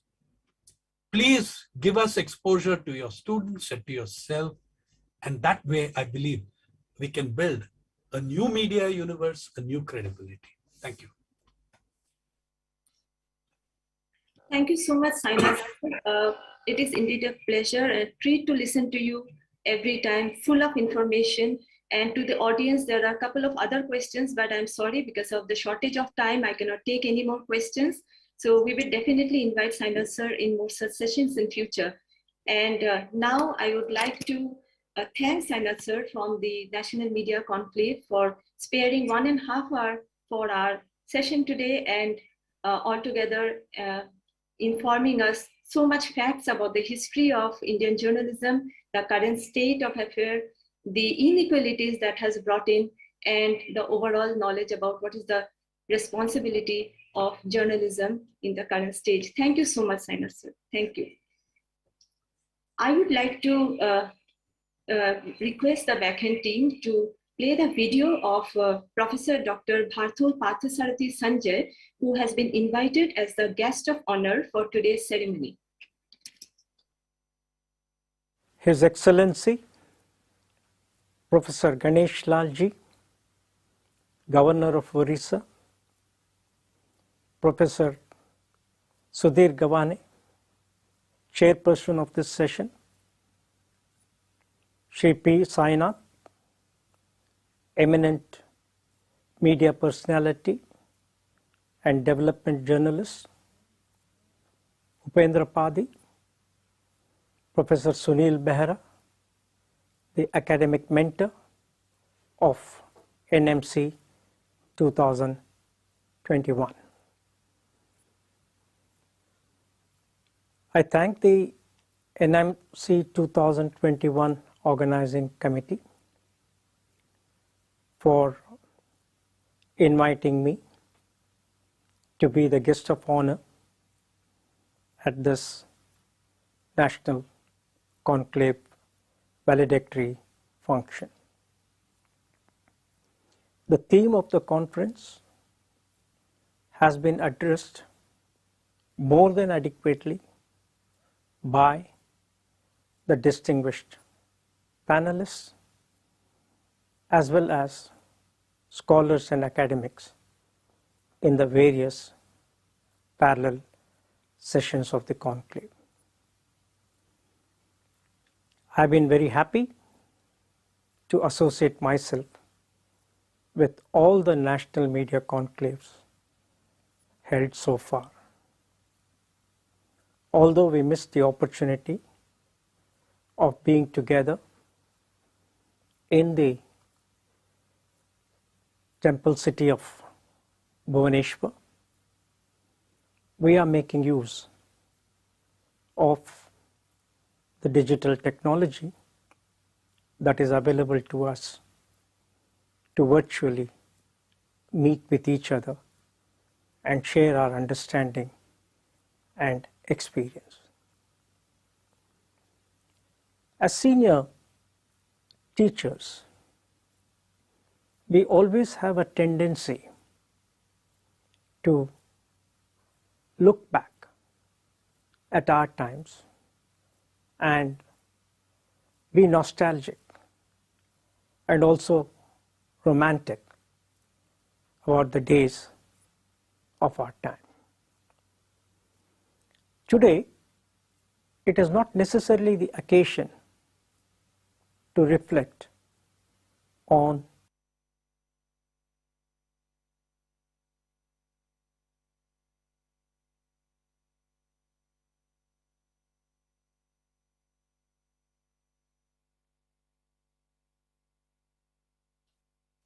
May I request the backend team to take care of the video?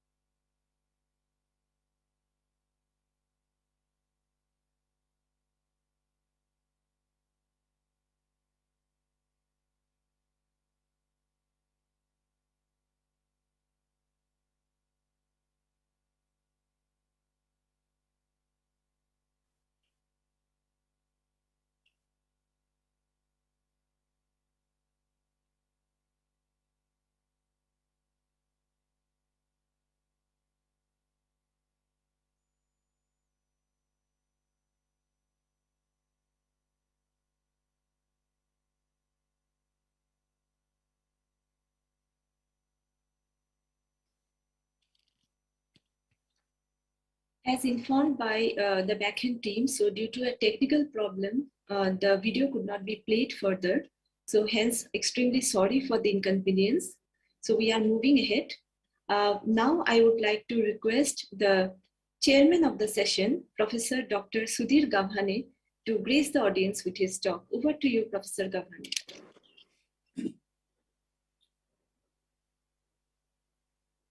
Fifth National Media Conclave.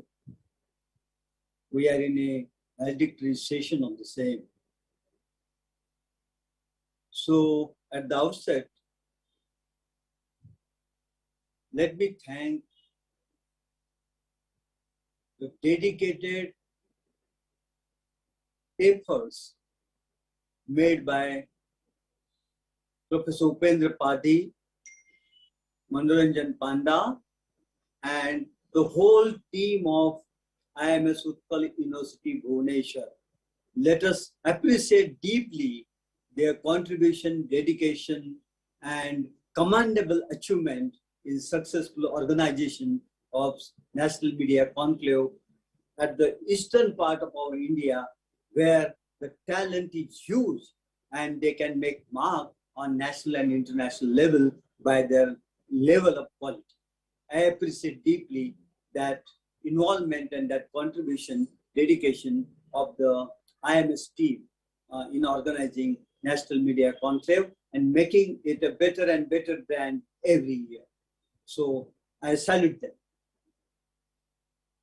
Today's health session was addressed by His Excellency, the Governor of Odisha, Ganeshilal, and he made mention about the nation building and contribution of media in nation building. No doubt about that.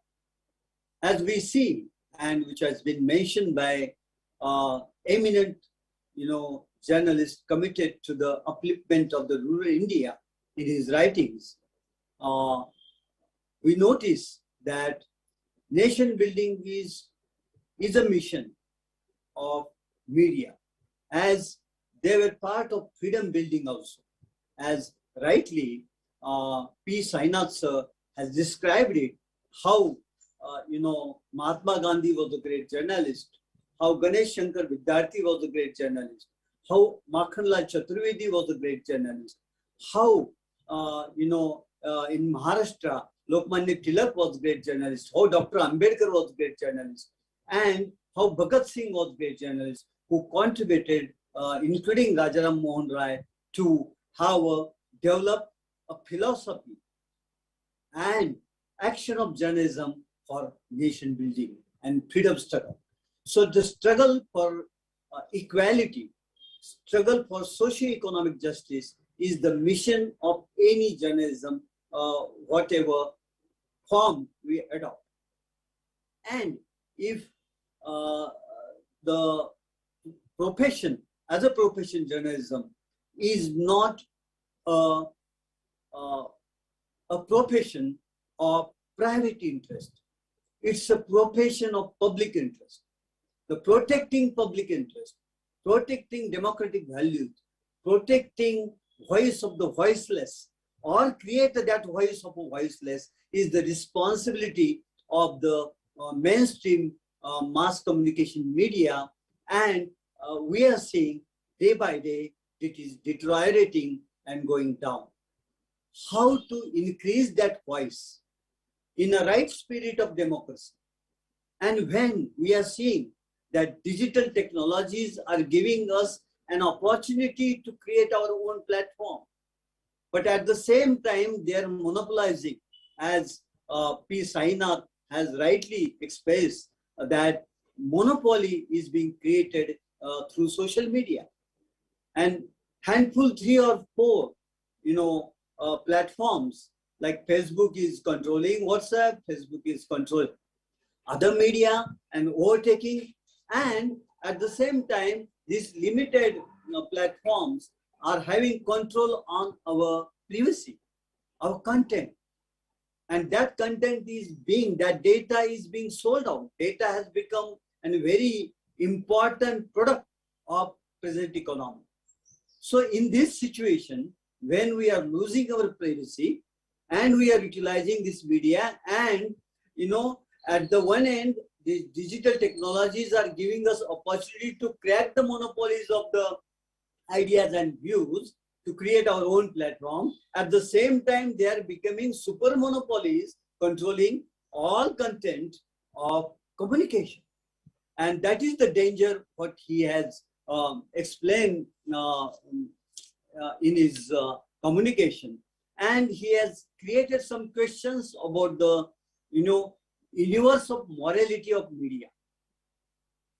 I remember Dr. Ambedkar has rightly said, who is the champion of our democracy and the constitution, which gives us freedom, which gives us the diversity, which gives us democratic ambience and culture. And that ambience and cultures is required to be protected by the 4th pillar of democracy, that is media, that is journalism. And we have to see that the monopolization of the information, or how it can be, topple down. How to topple down the monopolization of the information in the hands of few. And it's a global monopoly which is coming up. I'm a student of monopoly, newspaper economics, and I have done my doctoral degree into that.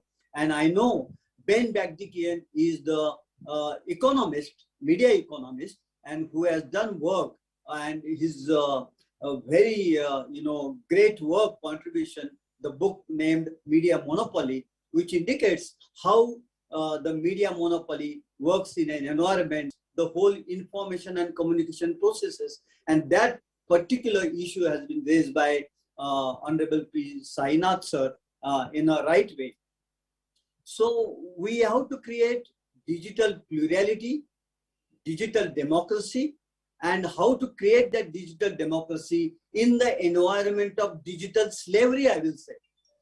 So this digital slavery, we are part of that, and we accept that willingly, being a part of that, and we accept all conditionalities given by those social media platforms, and we become digital slaves. And to break that slavery and to address the most important issue of unprivileged class of our society, most of the people in our society which are paying their labors and times and hours only for livelihood, to look after their livelihood, which has been rightly described, well described by P. Sainath sir. So I will not go into that. But the most important part is what World Health Organization has described as learning poverty created by this pandemic situation and by digital tools to help that. Learning poverty.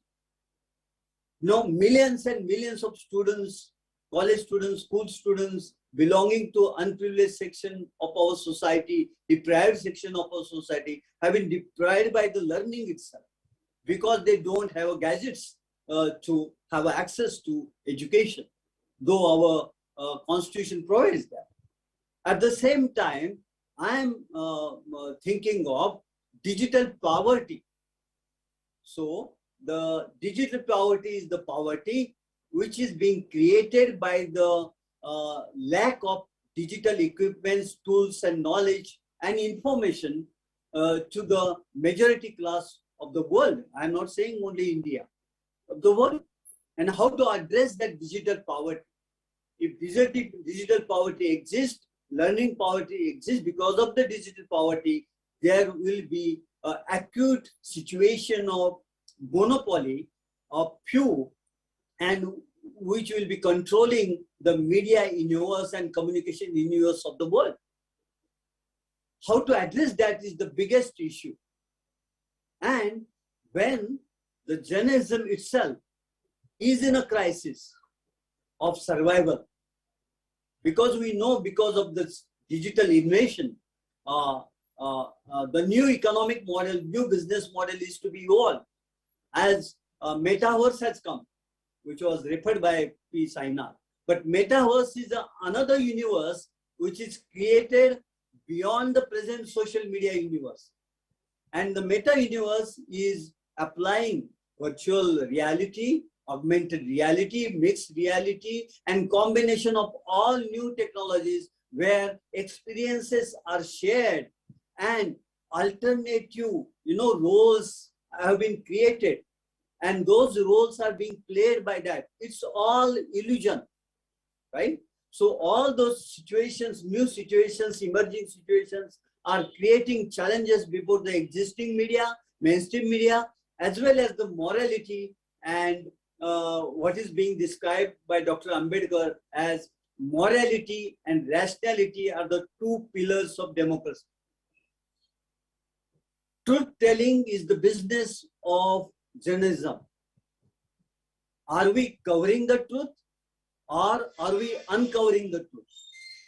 If the mainstream media is engaged into his or her master's voice, HMV, I will say, new HMV has emerged. So are we being the parts during the, Rajas were there, Maharajas were there. There were bhats in their darbar.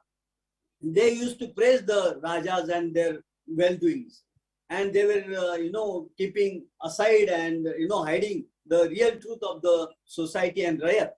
So likewise, our media are being a parts of the power, be it a economic power, be it a educational power, be it a political power, social power, cultural power.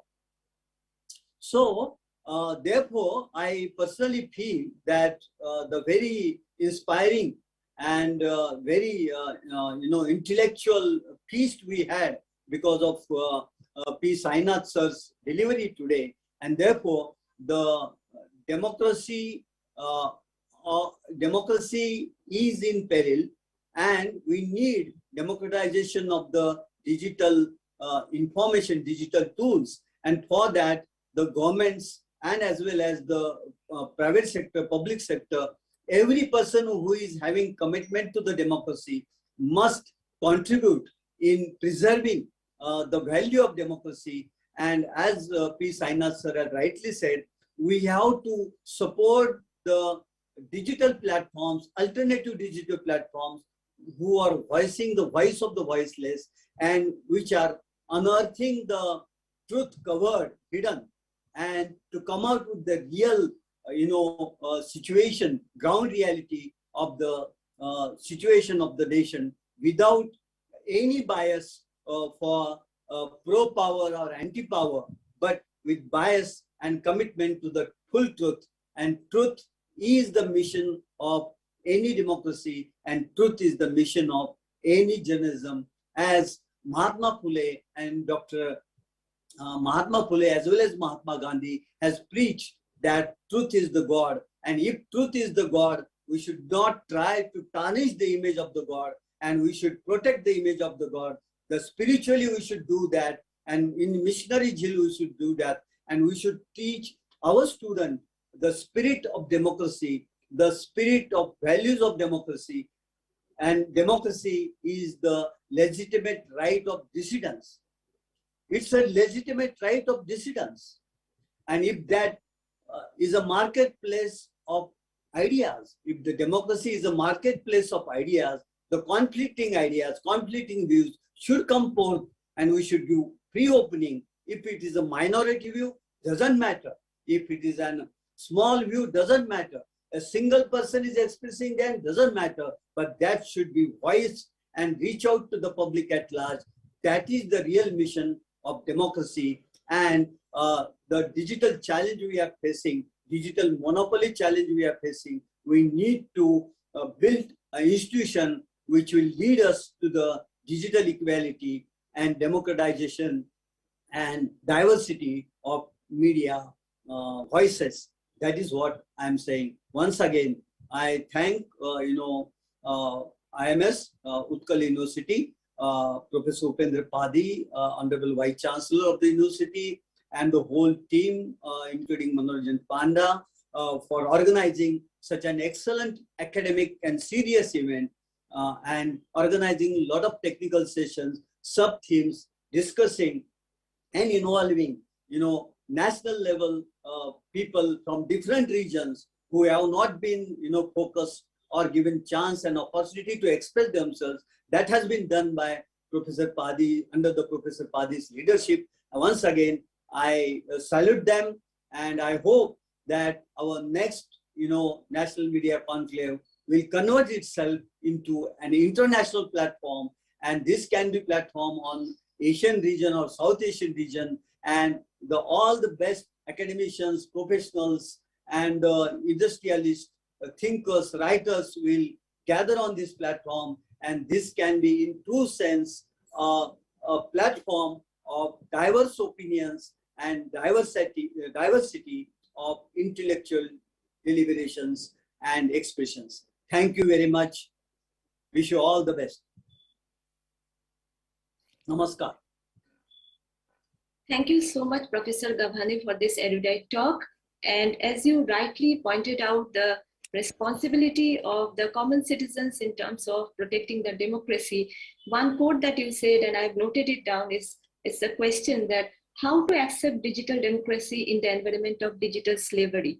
So this is indeed true that when there is a complete monopoly, not in terms of just existence only one media, but for the fact that the media has been completely overtaken by a few individuals in our country who are the powerful lot. So how to protect that monopoly media, how to protect the media and come out clean out of this monopoly. Thank you so much, sir, for your talk. Now I would request Professor Sunil Kanti Behera to give the concluding remark of the National Media Conclave. Over to you, sir. Thank you, Dr. Amrita. I was listening to right from the morning session on community radio.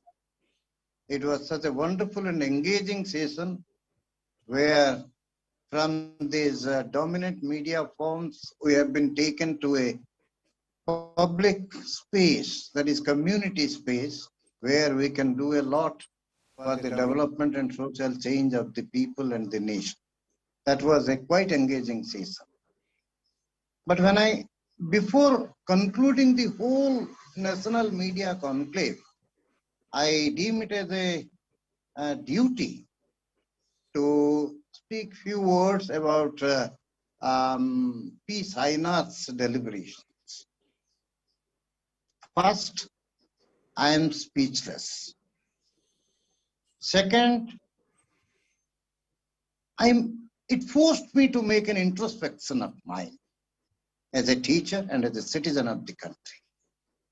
And perhaps I believe that I have failed as a citizen. We all say that the media monopoly is there and there are 10, 12 media houses which are controlling the media. How to protect these media houses from the monopoly control of the few corporate houses. We always talk about that, but we never raise the voice. As teachers, have we taught our students how to raise voice and how to we are training them, we are educating them to fill the space of these big corporate media houses. We are not, in a big way, we are not telling them how to create an alternate space, how to create, how to have more P. Sainaths, how to have more such journalists. Over the last 40 years, we had only one P. Sainath who can speak fearlessly. He says that we got independence, but we lacked freedom. Still, he speaks fearlessly. Why can't we? We as teachers, we always say that our job is to build up the future citizens. Is it our job to simply tell them about in a sugar-coated way? No. If we make a threadbare analysis of what Sainath says, everything we have to agree. There's a gigantic shift from the moral universe of the media to a material universe of the media. There is a need for digital democracy. There is a need for digital media is here to stay. There is need for digital democracy. There is need for also digital diversity. Lot of things. He talked about pandemic. How many of us have taught the students, told the students about the way the Indian media behaved and reported the pandemic? How many of us have asked them to do research, write small articles on the what Sainath says is the largest migration, distress migration that happened during pandemic, which is even larger than the migration that happened during the partition of India. The economy was going down, the GDP went down by 7.6%, but the billionaires, number of billionaires have increased. So we always become escapist when we teach our students. We perhaps, whether you agree or not, personally I feel today that we are all escapists. We escape ourselves from the harsh realities. And when our students ask, sir, you are teaching us media ethics, but in reality, when we go down there and when we meet our alumni, they say that it's far, far away from ethics, to which we do not have an answer. At best, now, after the digital media, we say that create your own space, create your own platform, as very rightly P. Sainath had said. So it is a wonderful eye-opener for at least me, and I believe it will, we always keep telling, give voice to the voiceless. Now, when we, as the front runners of the society, do not have the voice, how we can give voice to the voiceless? We do not have voice. We do not have freedom. We are fearful for our service. We are fearful for our material progress. So now, the best thing that in my opening remarks in the inaugural, I said the NMC's focus is not always the interactions that will happen between the teachers and the scholars, but students and scholars, our main focus. And we had 5 parallel sessions. We had plenty of papers. I'm sure we couldn't accommodate all the papers, but we got very good papers, and there are the most important thing is the discussions and deliberation, the question answer session that happened not only during the parallel session but also in the plenary sessions. We were running short of time, that's why we couldn't accommodate all the questions. But let me take this opportunity of saying that we have the jury has chosen 3 best paper presenters. 3 best paper presenters. One is Serene Verma. She is a research scholar in MIT University, Chhattisgarh, Raipur. And she talked about developing e-learning pedagogy, because the area was certainly digital technology. So she thought it appropriate to talk about developing e-learning pedagogy for successful realization of NEP 2020's vision. So e-learning pedagogy, that was one of the paper award we have given. Second is Shreya Sinni, a young professional working with the government of Jharkhand and with their development sector. And she is also a research scholar. She presented her thoughts in a form of research paper, Communication for SDG 3, specifically. Communication for SDG 3, a study of non-governmental development campaigns and strategies in Jharkhand. It's an experiential study. The experimental study she has presented, that was quite useful. And the third winner was Somnath Sahu.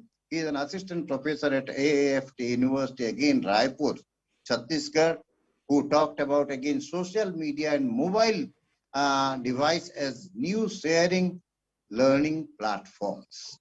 So in the age of digital media, these are the 3 papers which have been selected as the best paper presenters, and my heartfelt congratulations to Serene, Shreya and Somnath. Now coming, there are certain takeaways. What I will not try to conclude with every session, but certain takeaways from this National Media Conclave. The 5th National Media Conclave I have jotted down. What we have agreed upon is that the real focus of NEP 2020 is not only on skills. We talk more in terms of skills, but both on competencies and skills. Competency is completely different than skills, which in turn will help the students develop critical thinking abilities. When you have competencies as well as skills, that will help you to develop critical thinking, and that is the need of the hour today. Second, what is needed, what we have all agreed, is restructuring of the graduation and post-graduation syllabus, the curricular framework, on the basis of 5+3+4+1 or 2 model with multiple entry and exit options. That in the inaugural I've said, because multidisciplinarity is the edifice of this NEP 2020, and communication studies particularly is multidisciplinary, is rooted in multidisciplinarity. And for us, it will not be very difficult to formulate, to structure a curriculum, a 4-year curriculum for the graduation level. First year confining to maybe mobile and print. Again, this is a repetition of what I said in the inaugural session, mobile and print, leading to a certificate program. Second year, again, confining to the radio and television skills and knowledge. Then we can give a diploma. And third year comes to your new media, the few of the research skills and advertising, public relations, everything. Then we can give a graduate degree. And the fourth year, that is more focused on research, and more interdisciplinary, multidisciplinary in nature, because we will teach them the philosophy of communication, the sociology of communication, the cultural affinity of communication, and everything.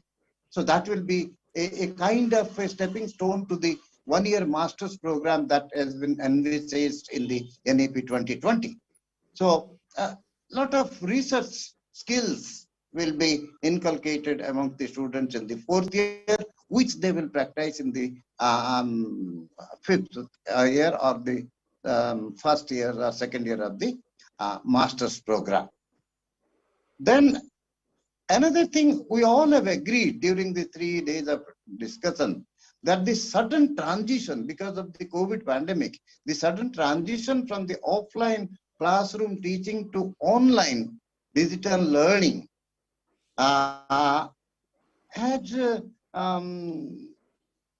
brought to fore certain inconsistencies and certain problems in our society, maybe in terms of digital infrastructure, maybe in terms of accessibility by the people, those who live in rural areas where the connectivity is a big issue, and maybe also the availability of the mobile devices, the mobile devices amongst the economically poor people of the country. That has posed again a big problem in this sudden transition. We were not prepared for that. But of late, the government of India as well as certain state governments have taken care of this, and perhaps we are 50% ready to go for a blended mode of education, the blended mode of teaching and learning, where we can have offline classes as well as we will be ready for the online teaching learning. And students, for that, again, it is not only the infrastructure that is very important. Again, training the trainers. Again, we had a very good engaging session about skilling, reskilling, and upskilling. Now, skilling may be of the students. Reskilling and upskilling, when we say, it is for both students as well as the teachers. Unless we upskill ourselves, unless we upgrade our knowledge base, we will not be contextualizing our teaching pedagogy and the knowledge base. We need to know, we need to upgrade our knowledge base. And unfortunately, from experience, I will tell you the kind of refresher courses, orientation programs that are organized for the teachers, they are, sorry to say that, they are trash. They are simply lecture methods. We invite people from law, we invite people from cultural studies, we invite people, they come and talk to us, and some of us do not listen even, we close our, that's no kind of upgradation of our knowledge of the teachers. They should be workshop based, in workshop mode. If we conduct our training the trainers programs for school teachers as well as the university and college teachers, we will have to work out a model where the participation, now we say that teaching should move from teacher-centric to learner-centric. Similarly, we must realize that when we attend these training programs, we are their learners. We must surrender before and we must participate in the process of learning. Then only we will be able to do justice to the changing world, changing needs of the students and the changing needs of technological education. So training the trainers, that is very, very important. And we also have realized that if we implement this NEP 2020, then we will be moving from rote learning to experiential learning.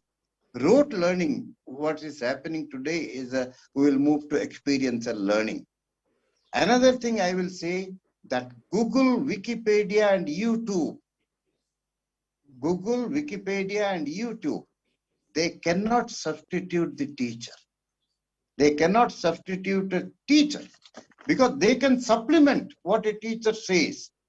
They can supplement, but they cannot substitute a teacher. Finally, as a teacher, I can say, if Google gives you information, then the teachers tell you about the context, uses, and critical understanding of that information. Google gives you the information, but about its context, about its uses, about its critical understanding, that can only be given by the teacher. If you learn by seeing the YouTube, then the teacher makes value addition by customizing that learning according to your needs and learning capabilities. Whatever you see in YouTube, you cannot learn yourself. That needs to be customized. That needs to be brought down to your level by the teacher, that a teacher does. I will say that another thing we have learned, I will go back to the industrialized days. If you go back to the industrialization days in the 1950s and 60s, particularly after the Second World War, you will realize that there was a thought, there was a struggling thought came, man versus machine.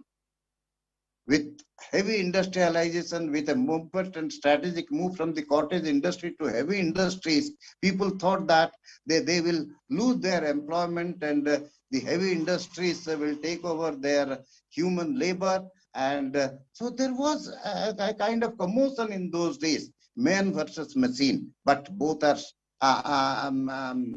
there with us today. Similarly, when computers came in the 80s and 85, 90s, then also that was a man versus computer. A lot of people said that every office will be computerized and whatever 10 people do, one computer will do, and there will be a lot of job losses. But computers are there and we are there. Human is supreme. And today's world, the similar thing is happening, that there is a thinking about man versus digital technology. You see, whatever we talk about artificial intelligence, augmented reality, virtual reality, but there is no substitute for human intelligence.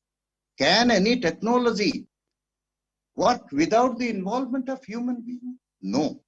So man is always supreme. So we will have to skill ourselves. We will have to make ourselves knowledgeable. That is the take of this.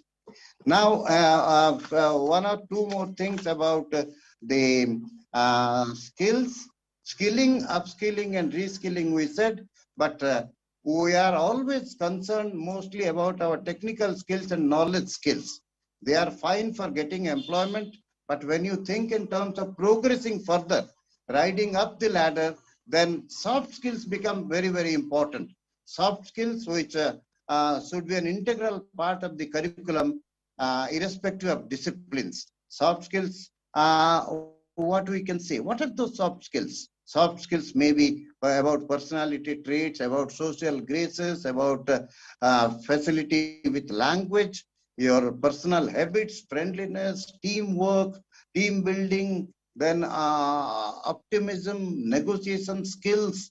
All these things will help you in establishing yourself one step ahead of your competitors. It's an age of competition, and soft skills need to be a part of the curriculum, not only in communication, but also in other disciplines. That is the reason why in engineering you will also find a paper on communication skills, soft skills, and Then another important thing is media and digital literacy. Media and digital literacy should be an important, very important component of our curriculum. Media literacy is very, very different from media education. Media literacy gives us the power to comprehend what is being offered to us, to understand, to use its, to understand its context, and to also understand the applicability of that information for our own good and the social good. That's media literacy. Media literacy also has gained coinage because of the digital tools. Now, user-generated content, you must have heard about that. User-generated content is more because of the social media. So media literacy is more needed, not only by the students, but also by the common man, by the common people who can also create content for this. So these are the few of the things which have been discussed during these 3 days of the 5th National Media Conclave. I am extremely happy to be a part of this, and it will be unfair on my part if I do not congratulate heartily Dr. Upendra Padi and his team, because you see, he is the man who has been working day and night. Not only this year, I have seen him working right from the first National Media Conclave in 2017 to 2021. And let me say also that, you see, organizing a physical conclave has different problems, but organizing again a virtual conclave has a lot more problems. Maybe digital, we always say that digital technology is an enabler, digital technology is a facilitator, but we have seen today how digital technology has blocked the speech by BP Sanjay. We could not hear that. So, lot of works are being done by Professor Padi and his team. I am very grateful to Padi and his team for organizing this and giving me this an opportunity to conclude. And I will also say that Dr. Amrita Chakrabarti, she has very nicely moderated the session and taking the important point from every speaker. Claps for her. And Professor Sudhir Gavane has been a guiding spirit for this 5th National Media Conclave. I am really thankful to you, sir, and I hope you will keep guiding the successive media conclaves in the coming years. Thank you very much. Thank you so much, Professor Behra, for this extremely informative talk. And I'm pretty sure that all our media academicians who are attending the session today are greatly benefited by your talk today. As you have rightly pointed out in the very beginning of your talk, that what is the responsibility as a teacher we are having, that we are really producing some of the citizens for the future who can stand against the power or who can talk for truth. And thank you for announcing the name of the Best Paper awardees for this conclave. You have also talked about the structure of the Ideals Master's program as per the NEP 2020, and also the fact that you said that the NEP 2020 focuses more on experiential learning and not just rote learning.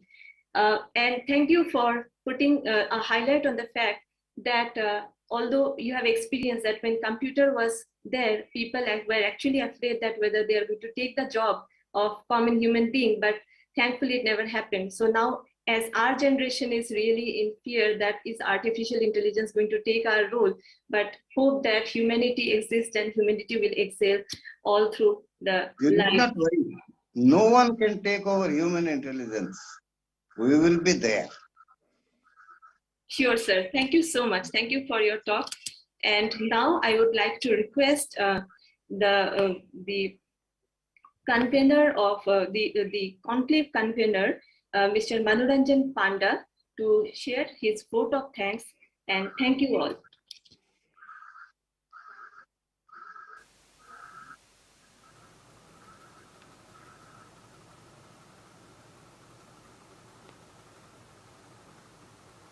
Thank you, Amrita, for inviting me to propose the vote of thanks of this 3-day National Media Conclave 2021.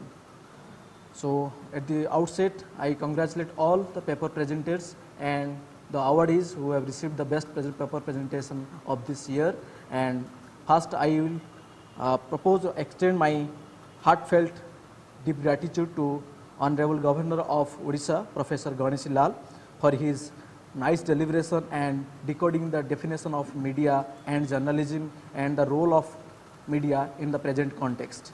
So I deeply thankful to Governor for sharing his thoughts and ideals among us and to be the part of this conference. So I would also like to express my deep, extremely gratefulness to Chief Speaker, acclaimed journalist and founder editor of Pari, P. Sainath, for his deliberation on the present context of media and the role of journalism and the media. So his thoughts and words of wisdom really set the tone of this conclave for this year, which is aptly themed for the national education policy. So the professors and teachers, I hope they will something to take away from this conference. So I deeply honored for giving my vote of thanks to P. Sainath. I am also grateful to extend my vote of thanks to guest of honor of this valedictory ceremony, Professor B.P. Sanjay, professor from Manipal Institute of Communication and former Pro-Vice Chancellor of Central University of Tamil Nadu. Though he was not present physically and virtually, but his recorded message really inspired us to be the torchbearer in the next years of conclave to make it more brighter and stronger. Thank you, B.P. Sanjay sir, for your words, and that will really help us to correct ourselves. Thank you so much. I have my deepest thanks to one of the patrons of this conclave and chairperson of this session, Professor Sudhir Gavhane, who is the former Vice Chancellor of YCMC University and NGM University from Maharashtra. So he is the man behind us to guide whatever to plan and execute the 3-day National Media Conclave virtually, which is the toughest in comparison to the physical one. So thank you, Sudhir Gavhane sir, for your guidance and suggestion. So we will cherish your suggestions in the next conference too. Thank you so much. I am strongly grateful to our one of the patrons and advisor also, Professor Sunil Kanta Behera, Professor of Eminence and from the Tezpur Central University, Assam. So he is one of the torchbearers of this conference and advisors of this conference, and we hope his guidance and thoughts and suggestions will remain forever for the next year to come, and we greatly helpful and greatly honored to propose my vote of thanks on this valedictory session. Thank you so much, sir. I also extend my vote of thanks to Dr. Amrita Chakraborty, Assistant Professor of Pandit Dindayal Energy University, for nicely moderating this session and decoding the message of all speakers in a nutshell. So thank you, Amrita ma'am, for giving your time and moderating this session wonderfully. And thank you so much once again. I also congratulate and extend my vote of thanks to Dr. Jyotiranjan Sahu, Assistant Professor of School of Communication, Xavier University from Bhubaneswar, who is the rapporteur of this session and listening to all through this session, and hope his words will come out in a report. So thank you so much once again, Ranjan Sahu from XIM University, and I also congratulate and express my deep gratitude to the conclave chairman and the director of Institute of Media Studies, who is the host of this organizing this conclave, Professor Upendra Padi, for organizing consecutively for the 5th edition of this conference in the 2021 amid COVID pandemic. So I also express my deep gratitude to the co-host of this conference, the Media and Entertainment Skill Council, MESC, Government of India, and especially Mohit Soni sir for his support and collaborative support in this regard for executing this virtual conference so smoothly. And thank you so much once again, sir. So I also propose my vote of thanks to all the scholars, participants who were joined in our virtual session in the live streaming of YouTube and Facebook, and the students from other universities like Central University of Jharkhand, students from Calcutta University, students from Jadavpur University, students from Vishwabharat University, students from Utkal University and Revancha University and other private universities.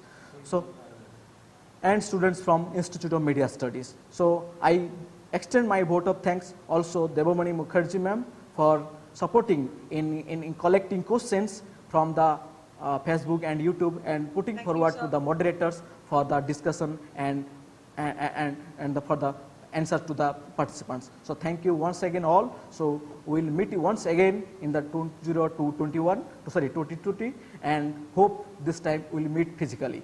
So till then, have a good day, stay healthy, stay home. Thank you so much.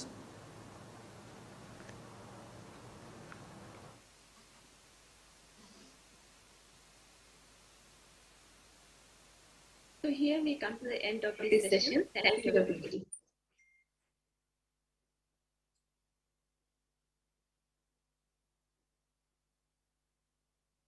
जनगण मन अधिनायक जय हे भारत भाग्य विधाता पंजाब सिंध गुजरात मराठा द्राविड़ उत्कल बंग विंध्य हिमाचल यमुना गंगा उज्ज्वल जलधि तरंग तव शुभ नामे जागे तव शुभ आशीष मांगे गाहे तव जय गाथा जनगण मंगलदायक जय हे भारत भाग्य विधाता जय हे जय हे जय हे जय जय जय जय हे